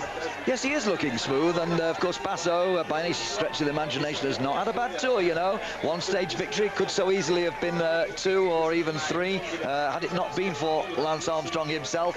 Basso, remember, still an improving rider. 2 years ago he finished as the best young rider in the tour. Last year 7th overall. This year almost certainly, I would think, a podium place. Last year 7th overall, almost totally by himself. All he had was Dario Cioni and one other teammate. After stage 7 he was totally alone and had to look for his own wheel, and they lost so much time in the team time trial that really last year's ride was magnificent too. It was just overlooked because he didn't place in the top 5 on general classification. Basso, yeah, sorry, Sean. The interesting one is we're not seeing clothing at all, so we have, you know, no pictures of him for the moment to see how is he negotiating this climb. Well, now here is the really crucial nitty-gritty of this race, because in the wider context, not just of today, but in the overall classification, Ivan Basso is currently Lance Armstrong's nearest rival. 1 minute and 43 seconds between them. Remember, Basso began the day at 1 minute 25, and he's really got to try and limit his losses here and see what he can do tomorrow on the last big mountain stage. I would like to also see what the speed is that they're actually traveling. I know I was watching it in the car behind Kim Kirchen, and he was doing about 21 kilometers an hour climbing. These guys are for sure going quicker than that, and I'd just like to know, for my own personal reference, how fast are they going at each point in this climb, because many thousands of people have climbed Alpe d'Huez, and we all know that it's not easy to be above 20 kilometers per hour on this hill. Very, very difficult indeed to climb a hill of this nature at that kind of speed, Christy. I don't think that they'll get quite that fast. And look at the effort being made here by Jan Ulrich, still insisting on the tri-bar position, which is a little controversial, I think, on such a steep hill. And as you see, they're very, very short tri-bars indeed. I think these have probably been tailor-made particularly for this stage. I would guess you're right about that, but I also think it's basically coming down to comfort for him. I think he's very, very comfortable in that position. Well, he's still got a long way to go, and after him, in order on the road, Manthebo, Cludden, Basso and Armstrong. And there you see Jan Ulrich taking a drink. So they are drinking on the way up this mountain. And there is a weather change coming through. I don't know if you can tell from the screen so much, but definitely out there it's clouding over, and they're talking about rain. Yeah, we mentioned the weather forecast a little earlier, and not only that, but the forecast did say that with possible showers later on, the wind would also get up. They didn't say in what direction either, but having said that, it's a bit academic because, of course, this race twists and turns. One way you go, 1 minute you're going that way, the next minute you're going the other. It twists and turns very, very much indeed. As we go back to Jan Ulrich, remember that after him there are still 4 more riders: Manthebo, Cludden, Basso and Armstrong. Still no sign of Cludden whatsoever. We're just waiting now for them to get to the important 9.5 kilometre time check.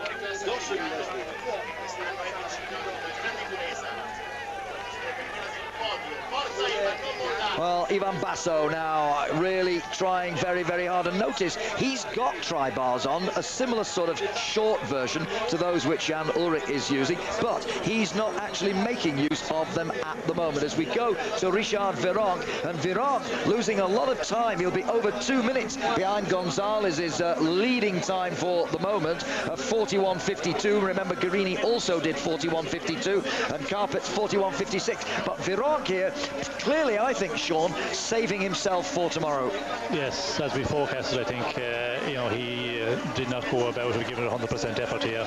I think well calculated by him that he wasn't going to gain anything by giving it 100%, so just decided to take it easy and concentrate on the days to come for the mountain classement. 44.11 then for Richard Virenque, which is not going to gain him any of those mountain points today.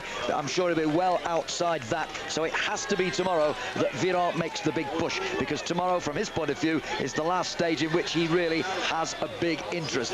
Azevedo, of course, Lance Armstrong's teammate, Azevedo coming up with a very good time here to the 9.5k point. And remember that this was David Harmon's pick back in Paris. I hope he's not bouncing around on his desk at the moment. But Azevedo, 24.40, and taking the lead at 9.5 kilometres. David must know something that we don't. He's really picked a goodie. However, we'll see how that bears comparison with the other big names a little later on. Here's another of the French heroes, Christophe Moreau. But Christophe Moreau has lost a lot of time. 43.6 for the former prologue time trial winner. 43.6. I don't think we'll have him in the frame at the end of the day.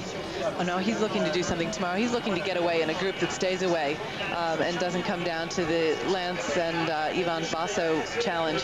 And look at the strain on Ulrich's face there. He's clearly suffering. Yes, suffering may be, but for a good cause, because just look at the time compared with Azevedo's. Now, Azevedo has just gone through the first time check in 24.40 to take the lead, but Ulrich is going to knock spots off that because he's not very far away, I don't think, from the point where the clock stops. And it's going to be around about the 24-minute mark, I think, which is going to put Azevedo's time well and truly into the shade. So Ulrich really is putting in a big effort here. The clock's going to stop any time now, I'm sure. Just over 24. It's clearly going to take the lead at this point. 24 minutes and 7 seconds. Ulrich is the new leader at 9.5 kilometres. No sooner had Azevedo gone over, Ulrich has done even better, and look at that for effort. Yes, and you see, you look at the position of Ulrich here. If you did not know it was going to Alpe, watching your television and nobody told you it was on a climb, you'd think it'd be a flat time trial here, the way he's going down on these tri-bars. It's amazing the way he's, powering up this climb in this position. I'd never thought I would see, I have time trials when I make my pathetic efforts as we go back to Lance Armstrong, and I get onto the tri-bars from time to time. I'm not sure it does me all that good, but I've got them nonetheless. But not surely up a steep hill. Remember, if you take off the first 1.5 kilometres and you just give the average gradient for the climb itself, it's an average of 10%. 1 in 10, as we say in Britain. That is so steep. It is steep, and this climb, as you know very well, Sean, it changes its pitch quite a bit in the different kilometers. When you first make that left-hand turn and you come onto the climb, it's quite steep. Oh, there's finally Andreas Klöden. It's good to see him. I wonder how he's going. Well, he looks quite comfortable. I'm amazed we've not seen him before, but because I'm sure that Cludden is going to do a fairly good time. He's had his mountain legs with him these last several days, hasn't he? Well, this is the day when he can take some time back on Ivan Basso, because he does time trial better than Ivan Basso, and he's climbing so strong. Back to Lance Armstrong, though, and this is the man who everybody's got, with the exception of David. I haven't forgotten you, David, who's gone for Azevedo. This is the man that all the rest of us have gone for, and I must say that up here at Bourg-d'Oisans, I've been to the press centre this morning, talked to quite a few of the people there, and they all are saying Armstrong is going to beat Ulrich. Well, Ulrich may have other things on his mind. He will have other things on his mind, and this is a very, very determined Ulrich. We saw this same expression on his face yesterday when he attacked Armstrong on the road to Bourg-d'Oisans, and he at one time looked as though he was going to really, really blow the race apart. Sadly for him, it did not happen in the end, but we are seeing him continue on the offensive today, Sean. Yes, we definitely are, and I think he's going to give a new style of time trialling, mountain time trialling with his position here. It's amazing, on the tri bars and not getting out of the saddle at all. We haven't seen him out of the saddle since he started, which is amazing. Well, Pereiro for Fonak coming through, but Leipheimer behind him is doing a terrific time. The clock is focusing on Pereiro, but Leipheimer finished 6 minutes behind him. I can't believe, oh, beg your pardon, it's not Leipheimer. Forgive me, I'm getting too carried away. It's Rasmussen, whom he has caught for 2 minutes. I should have realised. So panic over. Pereiro finishing, but outside the leading time of Gonzalez and Guarini, who've both clocked 41.52.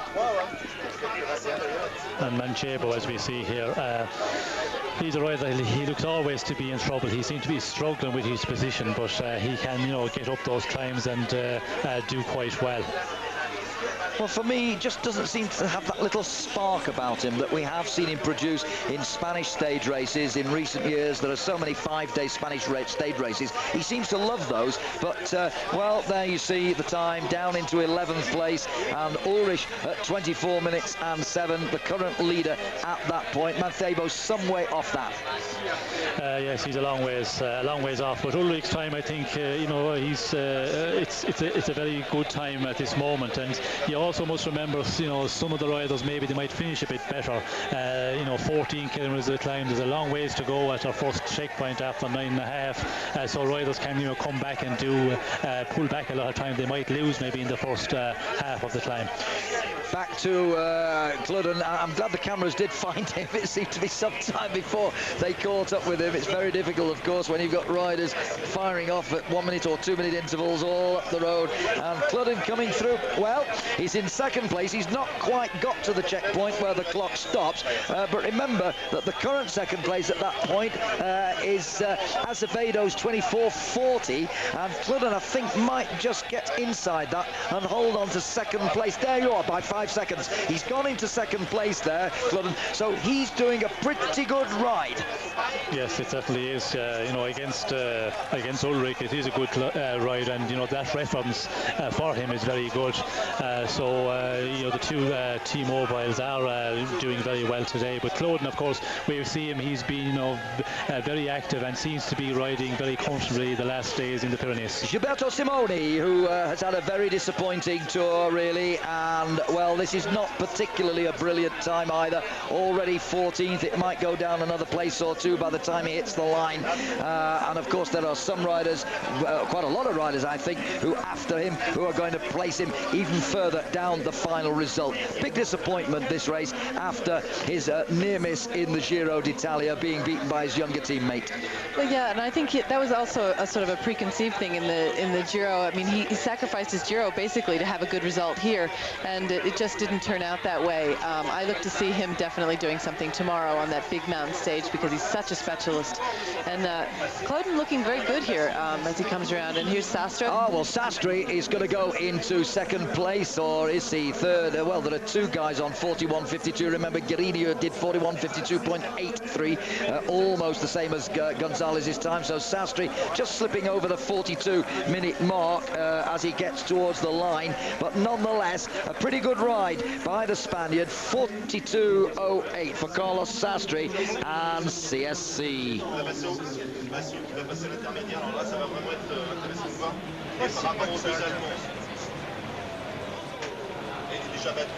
10 riders then still to complete this course, one of whom is Ivan Basso, the man lying in second place on the overall classification. And the crucial factor is going to be how he performs against Armstrong. These are the two guys in the leading classification. Basso coming up to the first time, for their first significant time point, fourth fastest at 24:43. Let's make a little note, 24:43 for Basso, and Armstrong should be here at that same point within 2 minutes if he is to win the stage.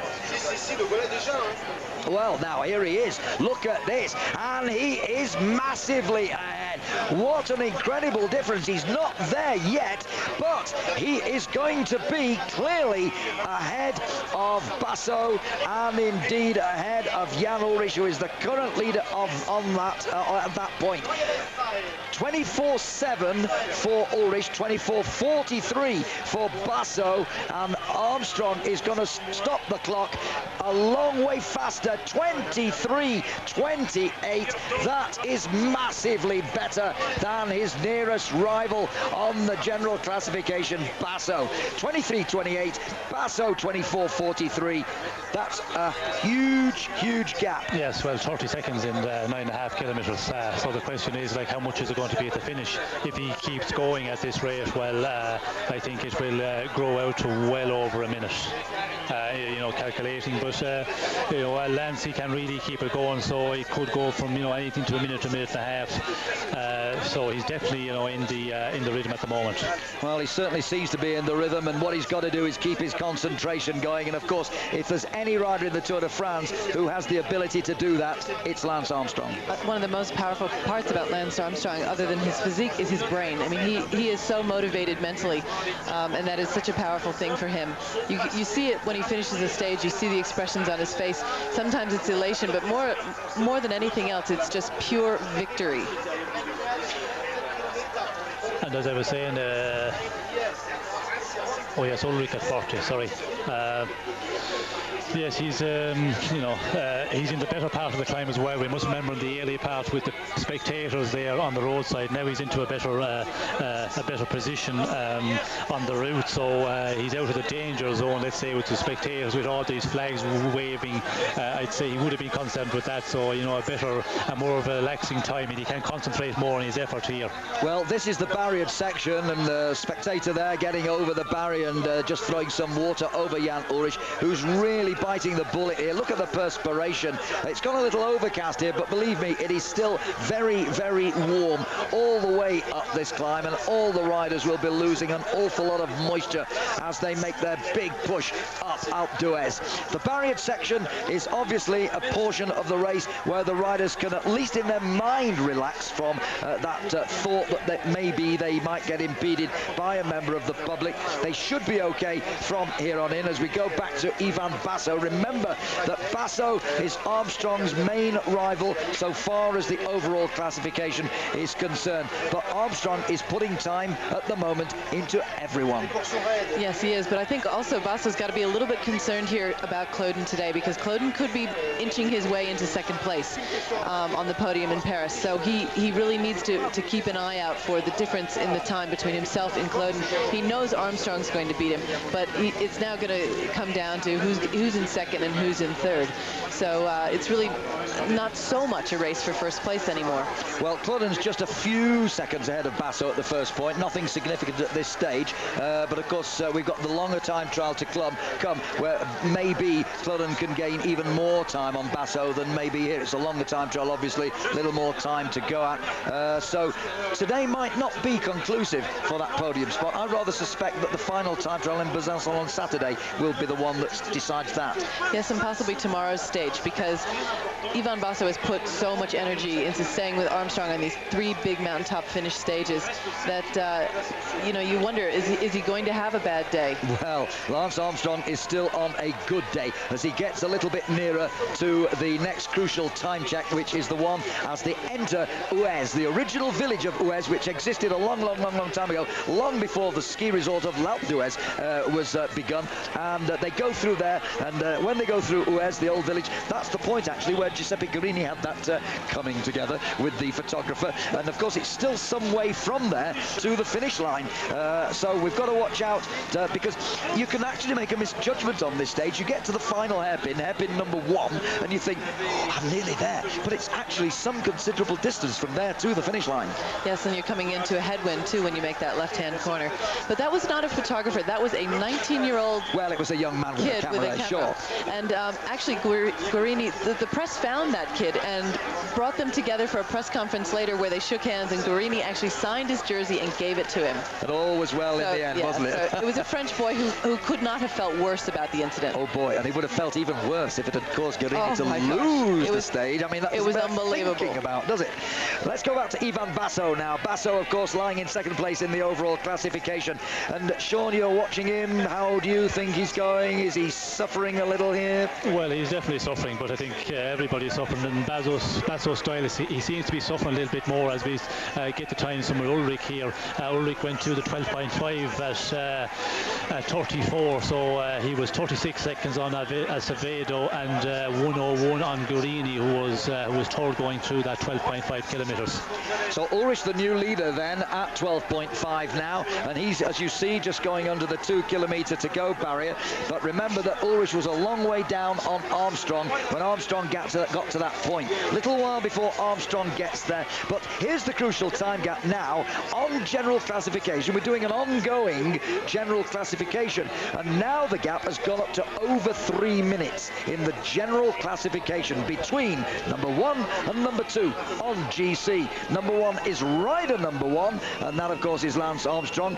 Just for the record, Basso's number in the race is number 61, as we continue to concentrate on Lance Armstrong. Well, he's still on that high cadence, which needs, I would have thought, more concentration to keep it going at the desired pace than maybe the gears that most riders tend to use as we go back to Ulrich. And Ulrich seems to me just that little bit more laboured now than he was on the lower slopes. I don't know what you think, Christy, Sean, just a quick comment on Ulrich. How's he going? Well, I think he's still looking quite well, but you know, the difference is that Lance is just going that bit faster, and he's just, you know, taking time from him all the time up this climb, and I think it's going to continue on like that. Both of them, I think, you know, are much the same as they were on the earlier slopes, but you know, once again, Armstrong so impressive. It's unbelievable. Sean, barring a puncture or anything terrible, is the Tour de France over so far as the overall classification is concerned? Well, it looks, you know, it looks very like that, but you never know. You know, we have a lot of difficult days to come, and Lance, he can always have an off day. You know, riders, you know, look so impressive, and they can get hunger knocked during the stage, not easy enough, as seen before, and you never know. So he has to keep concentrated, but it looks like it's going to be a very difficult task for anybody to take the yellow jersey from Lance. Well, here we go with George Tocznik, who's not a bad little climber, actually, the Austrian, coming into the home straight now, well over the 42-minute mark, so Tocznik is not going to get on the leaderboard. It'll be nearly 43 by the time he finishes, trying ever so hard, the Gerolsteiner rider, and coming to the, nearly going to the barriers there, losing his rhythm just before the line. 42.56 for George Tocznik, and that just leaves Azevedo, Ulrich, Manthebo, Kluden, Basso and Armstrong to come. Now here's Azevedo, and this was David Harmon's pick for the day, and it looks to me as though he is going to take the lead.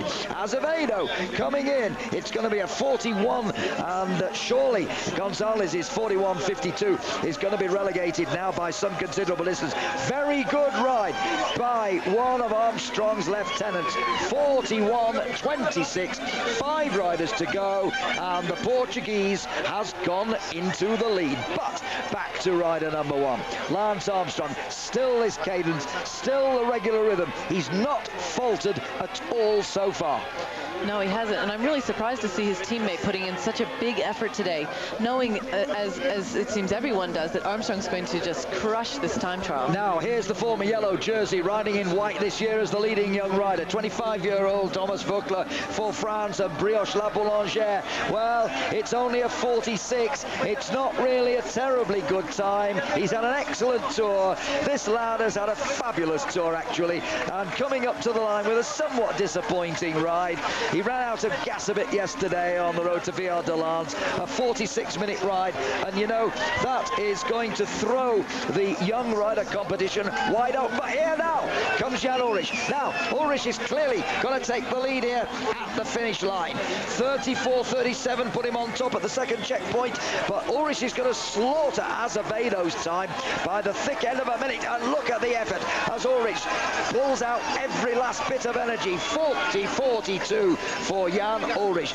Well, that is a marvellous, marvellous time compared with everybody else, and Ullrich, you cannot say anything other than he has given everything that he's got here today, but will it be good enough? And just look at this. Here is the leader of the Tour de France taking 2 minutes out of the second place rider, 3 minutes out of him. Well, that's incredible.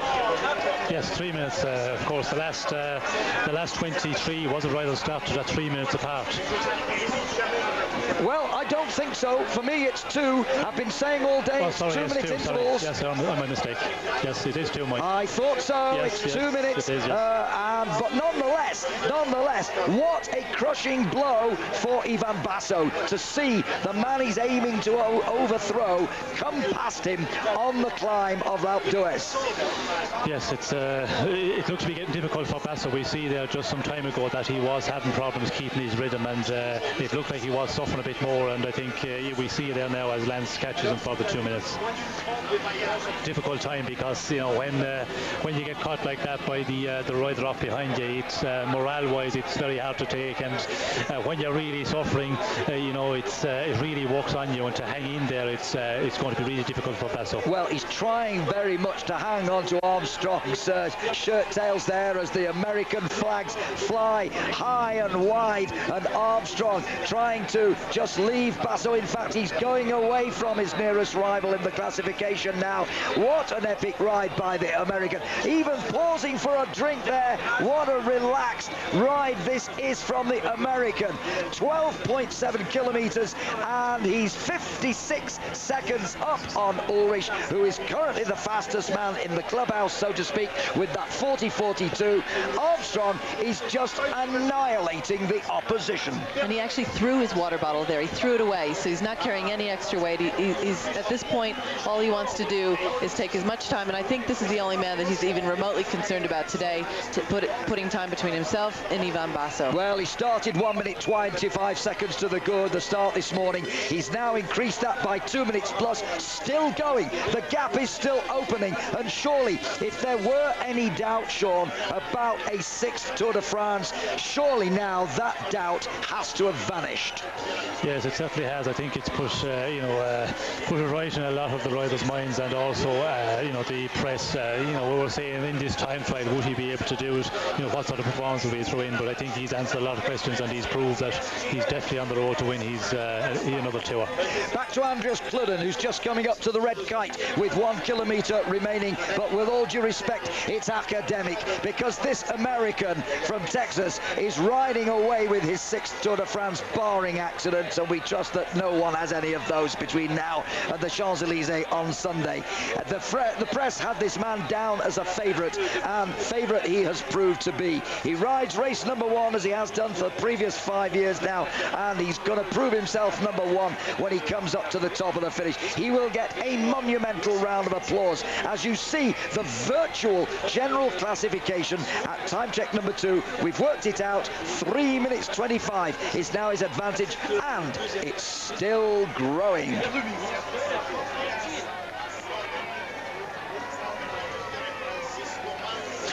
Andreas Kluden further down the road, and he seems to be catching Francisco, further up the road actually, seems to be catching up with Francisco Mantebo. Mantebo just in sight ahead of him around these curves. You'll see him on the straight. There's Mantebo, so he's not far short of catching the Spaniard for 2 minutes. It's been a disappointing race for Mantebo, but not for Kluden.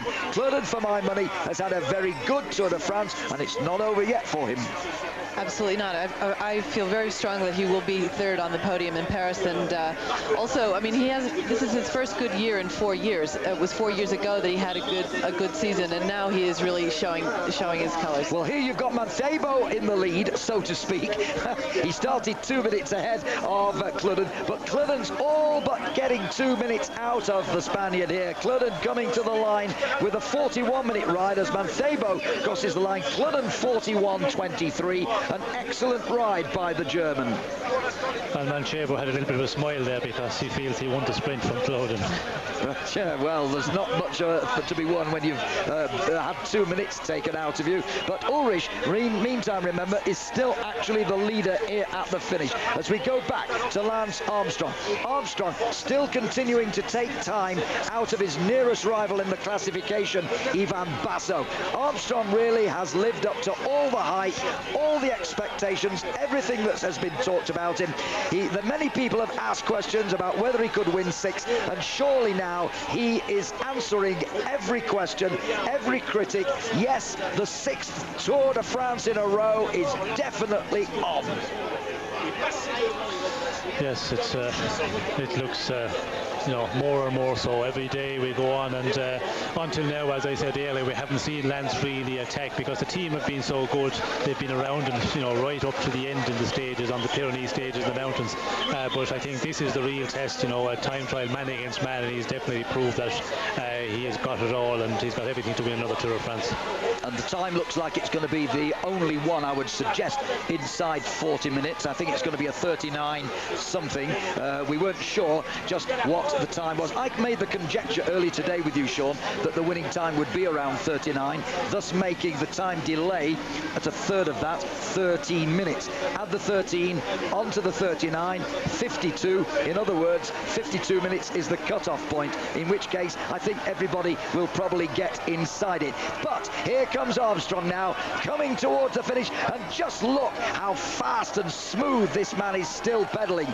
Still well inside the 40 minutes as he comes into the home straight now, and I think he's going to crack that 40-minute barrier, Sean, which we thought was always possible. Yes, he certainly is, because from the last corner it's roughly about 20 seconds, a little bit more, and he's definitely going to, and we see the way he's finishing it. He's finishing the sprint race, very impressive. This is as if his very life depended upon it. Lance Armstrong chasing his 6th Tour and a place in the record books for all time, perhaps. 39 minutes 41 seconds. Rider number 1 is rider number 1. And he's just won the time trial by a minute to Ulrich's blistering speed, and it's just amazing. Well, that's just taken my breath away, and it's taken Ivan Basso's breath away too. He must be so demoralized. 42 minutes and 4 seconds is not a bad ride, but for Basso it's disastrous. Yes, because this is the time trial where he should be able to limit his losses a bit more against Lance. The mountain time trial, Basso a good mountain climber, but Lance was just so strong today, nothing to do against him. Well, there is Lance Armstrong. His effort inside 40 minutes is over for the day. Yet another stage victory in the Tour de France, his 19th overall since he first began racing in this great race, and a very satisfactory 39 minutes and 41 seconds it has been. He did not weaken until he'd gone over the line. He gave everything he'd got. Look at the determination on the man's face, trying to gain every vital second, as indeed he did at Viard-de-Lans when he came round Basso to take the victory and gain those extra bonus seconds. Very crucial, good thinking from the Texan.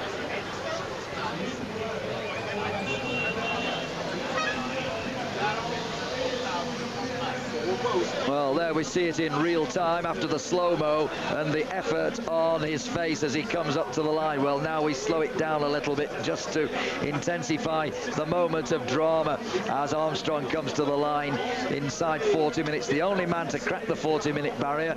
Now we know the time, and in terms of the time trial from Bourg-d'Oisans, the centre of the town, to the usual finishing line, that will establish a precedent for maybe future such stages of the Tour de France. Well, certainly, oh, look at the, and now you were looking at the result today. Cloden had a very respectable ride. I mean, at 1 minute 41 off Armstrong and only 41 seconds behind Ulrich. That's just incredible. Ivan Basso was a bit disappointing with taking 2 minutes 23 seconds. But what's more interesting is that Cloden has now gotten about close to 30 seconds back on him, on Ivan Basso. So I look to see Cloden doing something in tomorrow's stage, trying to get away a little bit and get that 1 more minute on Ivan Basso. Yeah, the 42 seconds that he's gained today on Basso will give him every incentive, with, of course, the long time trial to come on Saturday, where he can hope to gain further time. So Basso's second place in the overall classification, Sean, still under fire. Yes, it definitely is. I think you know, it's going to be very interesting in the next number of days. I think we're going to see a lot of battles because they're all, you know, a lot of riders there are, you know, in a position for the podium, and you know, you can't count Cloden, of course, you know, and Ulrich, I think he's getting stronger and stronger, so he's going to be a dangerous man. And the last time trial, of course, you know, he can take a lot of time back there, so I think the podium, second and third place on the podium, is all to play for from here on in. But for Lance Armstrong, he's looking down from on high, as indeed we are here up at the top of Alpe d'Huez, down to the valleys below, and that's where everyone else in the Tour de France might well as be, so far as Armstrong is concerned. He is definitely on top of the mountain. And the interesting one as well is Carpets. He finished second in the stage, seventh in the stage, sorry, at 2:14, where Vogler, he finished at 6:36, so he lost over 4 minutes to Carpets, and that's, you know, looking dangerous for the days to come in the Alps, because I think Carpets, yesterday we see him, he took a lot of time back, and I think Vogler is going to pay for his efforts, you know, the weight of the other jersey over the last number of days. Well, as you see Lance Armstrong once again, I'll just get a quick reminder to you, Sean, that Carpets was my original pick nearly 3 weeks ago for the under-25 competition, so I'm still keeping my fingers crossed for him. And let's see, how am I doing in that competition with Cancellara? Very well. Enough said. Well, look at the riders who did so well up Alpe d'Huez here today in this classic confrontation. They all gave of their best. Armstrong 39.41, Ulrich 40 minutes and 42 seconds, but Cloden 41.23, and of course Basso, who of course started in second place overall, a somewhat disappointing 8th in 42.04. Many riders here did good performances, even the sprinters, the non-climbers who feared that they might not finish inside the time limit. We reckon they've done it, because a quick calculation of 39 minutes alone, 39.41 was Armstrong's actual time, would give a delay of 13 minutes. We had this all worked out beforehand, didn't we, Sean? So if you add the 13 minutes and a little bit on, 52 minutes, yes, I would suggest that everyone is safely inside the time limit, even Jean-Patrick Nazon, who I think is the slowest all told, on exactly 50 minutes. Yes, they must have been speaking with Lance over the last couple of days and to know what time he was going to do, because they had to calculate it very well. Some of the climbers, as you said, Nazon, just really, you know, close to, very close on the limit, and just stays inside it.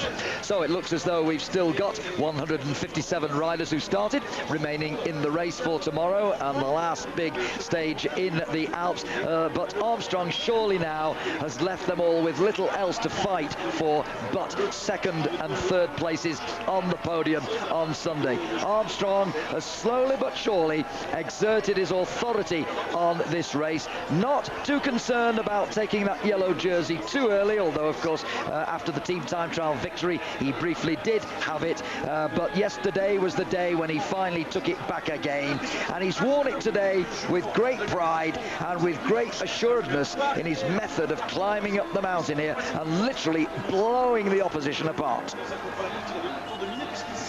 I think yesterday's attack by Jan Ulrich is probably what prompted Armstrong to counterattack, as we've talked about before. He always counterattacks, and that he possibly took the yellow jersey a day before he actually planned to. I think today was the day he had planned or had his eye on taking the jersey. Well, nonetheless, he took it yesterday, he's got it, and I rather suspect that he's got it for keeps. Well, here's Alpe d'Huez, which lies just at the foot of the Grand Rousse Massif behind, which rises very majestically, as you can see, to something like 10,900 feet above sea level, some 3,000 plus feet, even higher than where we are here at the top of this marvelous ski resort of Alpe d'Huez. And the interesting one is 23 kilometers an hour average on the climb for Armstrong, a little bit over. You imagine 23 kilometers an hour. It would be a good motorbike you'd need to come up the Alpe d'Huez with that. Well, that's just about 15 miles an hour. And folks, if you don't think that sounds very quick, try doing that up a 1 in 10 climb that goes on for nearly 10 miles. If you could do that, then you should be riding the Tour de France. Yes, it's impressive, to just do that average on a climb like that. You have to really go out on the Alpe d'Huez and try and do it, because what we see on TV, the pictures we're getting, you don't really appreciate how steep it is. And as you said, Mike, we came up last night. It's just amazing, this climb, the way it comes around the corners, and it just peeps up again. Very, very steep. Well, there you see the many camper vans which line the road all the way up the climb. Christy saw them this morning. I can't believe you walked all the way down. I walked all the way down, and when I got to the bottom, I said, excuse me, where's the departure line? And they're like, oh, it's just two more kilometers that way, and the buses are another half a kilometer. I'm thinking, you have no idea what you're saying to me right now. It was a long walk. Just look at these crowds. This has been such a magnetic place to be if you are interested in cycling. Alpe d'Huez, it's developed this great aura ever since Fausto Coppi first won up here in 1952. And for the first time, a time trial stage, I would suggest not the last. Lance Armstrong may not be contesting it when next we come up here in that form, but his name will go down in the record books as the very first winner of an individual time trial up here. Lance Armstrong today has shown us exactly how good he is when compared with the rest of the competitors. And there you see a very crucial moment, I feel, in the day's play. The moment when he caught his nearest rival in this great race for 2 minutes. Yes, it's amazing, as we see here. We're going to have an interview with him. I wanted it bad. I wanted it because of the history around the mountain, and because of the importance to the race. I mean, it's still a tight race. I knew I had to be good. I knew that the other guys would be good, and so, I mean, all in all, it was a very important day. Talk a little bit about, you've come to love and respect the French culture, the French people, and certainly you love the history of the Tour. How important was it, or how much of a feeling was it today to have the honor of riding up Alpe d'Huez in yellow? It's important. It's important. I've done it one other time, and my first Tour in '99, the first one I won. But it was tough today. The crowds were animated, I should say, and a lot of German supporters, a lot of how should I say? Talk a little bit how tough it was. I mean, it looked as though until the barriers were put up, the crowds were very vocal and got very close. Did it make it difficult? Yeah, no, I mean, they're always close on the climbs. That's the way it was in the Pyrenees, and when you open the road, they're going to get close. And quite frankly, I think I have to say, although I enjoyed my day, I think it's a really bad idea to do a time trial on this mountain. It's not safe. There's too much at stake to have Alpe d'Huez open with such a history and such an aura about it, to put 1 million people on the side of it that have been there for weeks, and or some of them up to a week, and could have, who knows, been drinking all day long or whatever, and they get a little angry, and stuff can happen. So some of those sections I was lucky I made it through. All right, well, you took an important step towards 6. Congratulations. Thank you, and that's all that matters. An interesting observation there, Sean, from Lance, as we see an overview of L'Alpe d'Huez about the dangers of riding up. Yes, I think, as I was saying earlier, I would reckon that as Lance was very concerned in the earlier slopes where they hadn't got the barriers, and exactly what he said, you know, dangerous on Alpe d'Huez, especially, he didn't really say whether there weren't barriers, but that's what he meant, the people getting so close to you. It's on all the climbs that, but on this one, you know, there's so much at stake, and the people are here for so long. He said, like, you know, almost a week, some of them, and, you know, they're celebrating here all day, and by the time he come, people have drank a lot, and it can be, it could turn, you know, dangerous, and he is very, very right. Although he had no problems today, he said the people were quite good, you know, they were all very supportive, but he said he was very concerned starting out. Would you therefore advocate sometime in the future another such time trial up here? Well, I think yes. I think, you know, there's a big history here with Alpe d'Huez, but you know, the barriers, when we came to the last 7 or 8 kilometres, there were the barriers, and they need to do that all the way for an individual time trial. It's a necessity. A necessity, but a very big amount of work for those barrier people. There are a lot of people working to make sure that all the stages each and every day are properly set out, particularly in the start and finish areas. It's a lot of work by a lot of people. It is asking a lot to barrier the whole 15.5 kilometres, which is not far short of 10 miles. I suppose it can be done, yes, if you've got the manpower, but manpower costs money and so on and so forth. It's a big, big job. But I'm sure that the ASO, the Maurice Sport organisation, will think of that, having had today's experience. The bottom line is everybody did get up safely. I think 1 or 2 riders were touched. Ulrich, we saw in one particular instance, was touched by a spectator. He did actually wobble a little, but Ulrich came through any wobbles that he may have had from spectators. I didn't see him get touched, actually, and he came through Armstrong in such great style, and now, barring accidents, seems to be sure of victory number 6. Yeah, it certainly looks that way, but just a note on Ulrich's ride today. I think today he's looked the best I've seen him look all tour. He had a very, very good ride, and I think it's a sign that maybe tomorrow he'll be in the action again. Well, Sean, you said that you thought Ulrich had been getting just that little bit stronger as the tour has gone on. You don't yet put a podium place out of the question for Jan Ulrich, do you? No, I do not, because his form is definitely coming better. He proved that today, and I think, you know, the problems he went through in the Pyrenees, he was, you know, a long ways off the pace, and, you know, to be able to come through that, you know, morale-wise, I think he's come back, you know, from being doubted a lot by a lot of people. I think, you know, that proves that he's very strong, and he definitely will, you know, do a lot more damage in this race. I think we will see a lot more action from Ulrich. Okay, well, we're just about coming up to presentation time here on the top of L'Alpe d'Huez, as we see some lovely shots of the surrounding area. But here is the shot that all the US Postal supporters and the American supporters were wanting to see here at L'Alpe d'Huez for the second time in his career, because of course he won here on the road race stage. It was, of course, 2001. Lance Armstrong takes victory at L'Alpe d'Huez. And I think this will be his 19th stage victory in the Tour.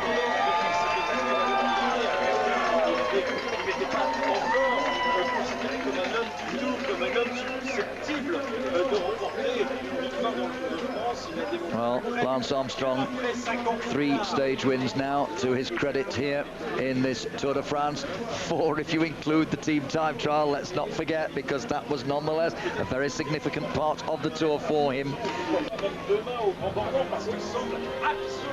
Well, there you see him making the climb in yellow, and any moment now he's going to get yet another yellow jersey.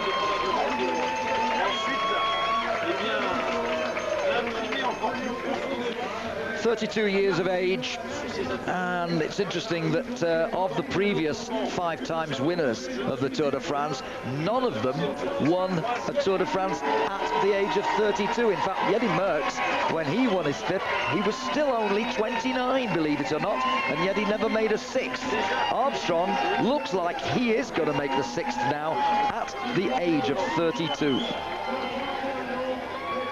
It's just amazing to me how he keeps getting stronger and stronger. I mean, you keep thinking, well, how long can he hold at this level, and then he raises the bar another level. It's just miraculous. Well, Alpe d'Huez has seen many great days in the history of the Tour de France ever since it came here in 1952. This place here, of course, is very much changed. On the right and left hand of the picture there, you can see the village of Huez, which has existed up here in the mountains for many, many years. But right now, central is what has built up here in the last 30 or 40 years out of virtually nothing. A typical modern ski resort, and it's been a focal point for many years for people like Lance Armstrong in the Tour de France. Armstrong won here today for the second time and took another step towards a historic 6th Tour de France victory. We continue in the Alps tomorrow with another big mountain stage, and we trust that you will join us for that. Stay with us here on Eurosport for more on the tour with David Harmon in Paris. But for the moment, from Alpe d'Huez and Lance Armstrong, goodbye.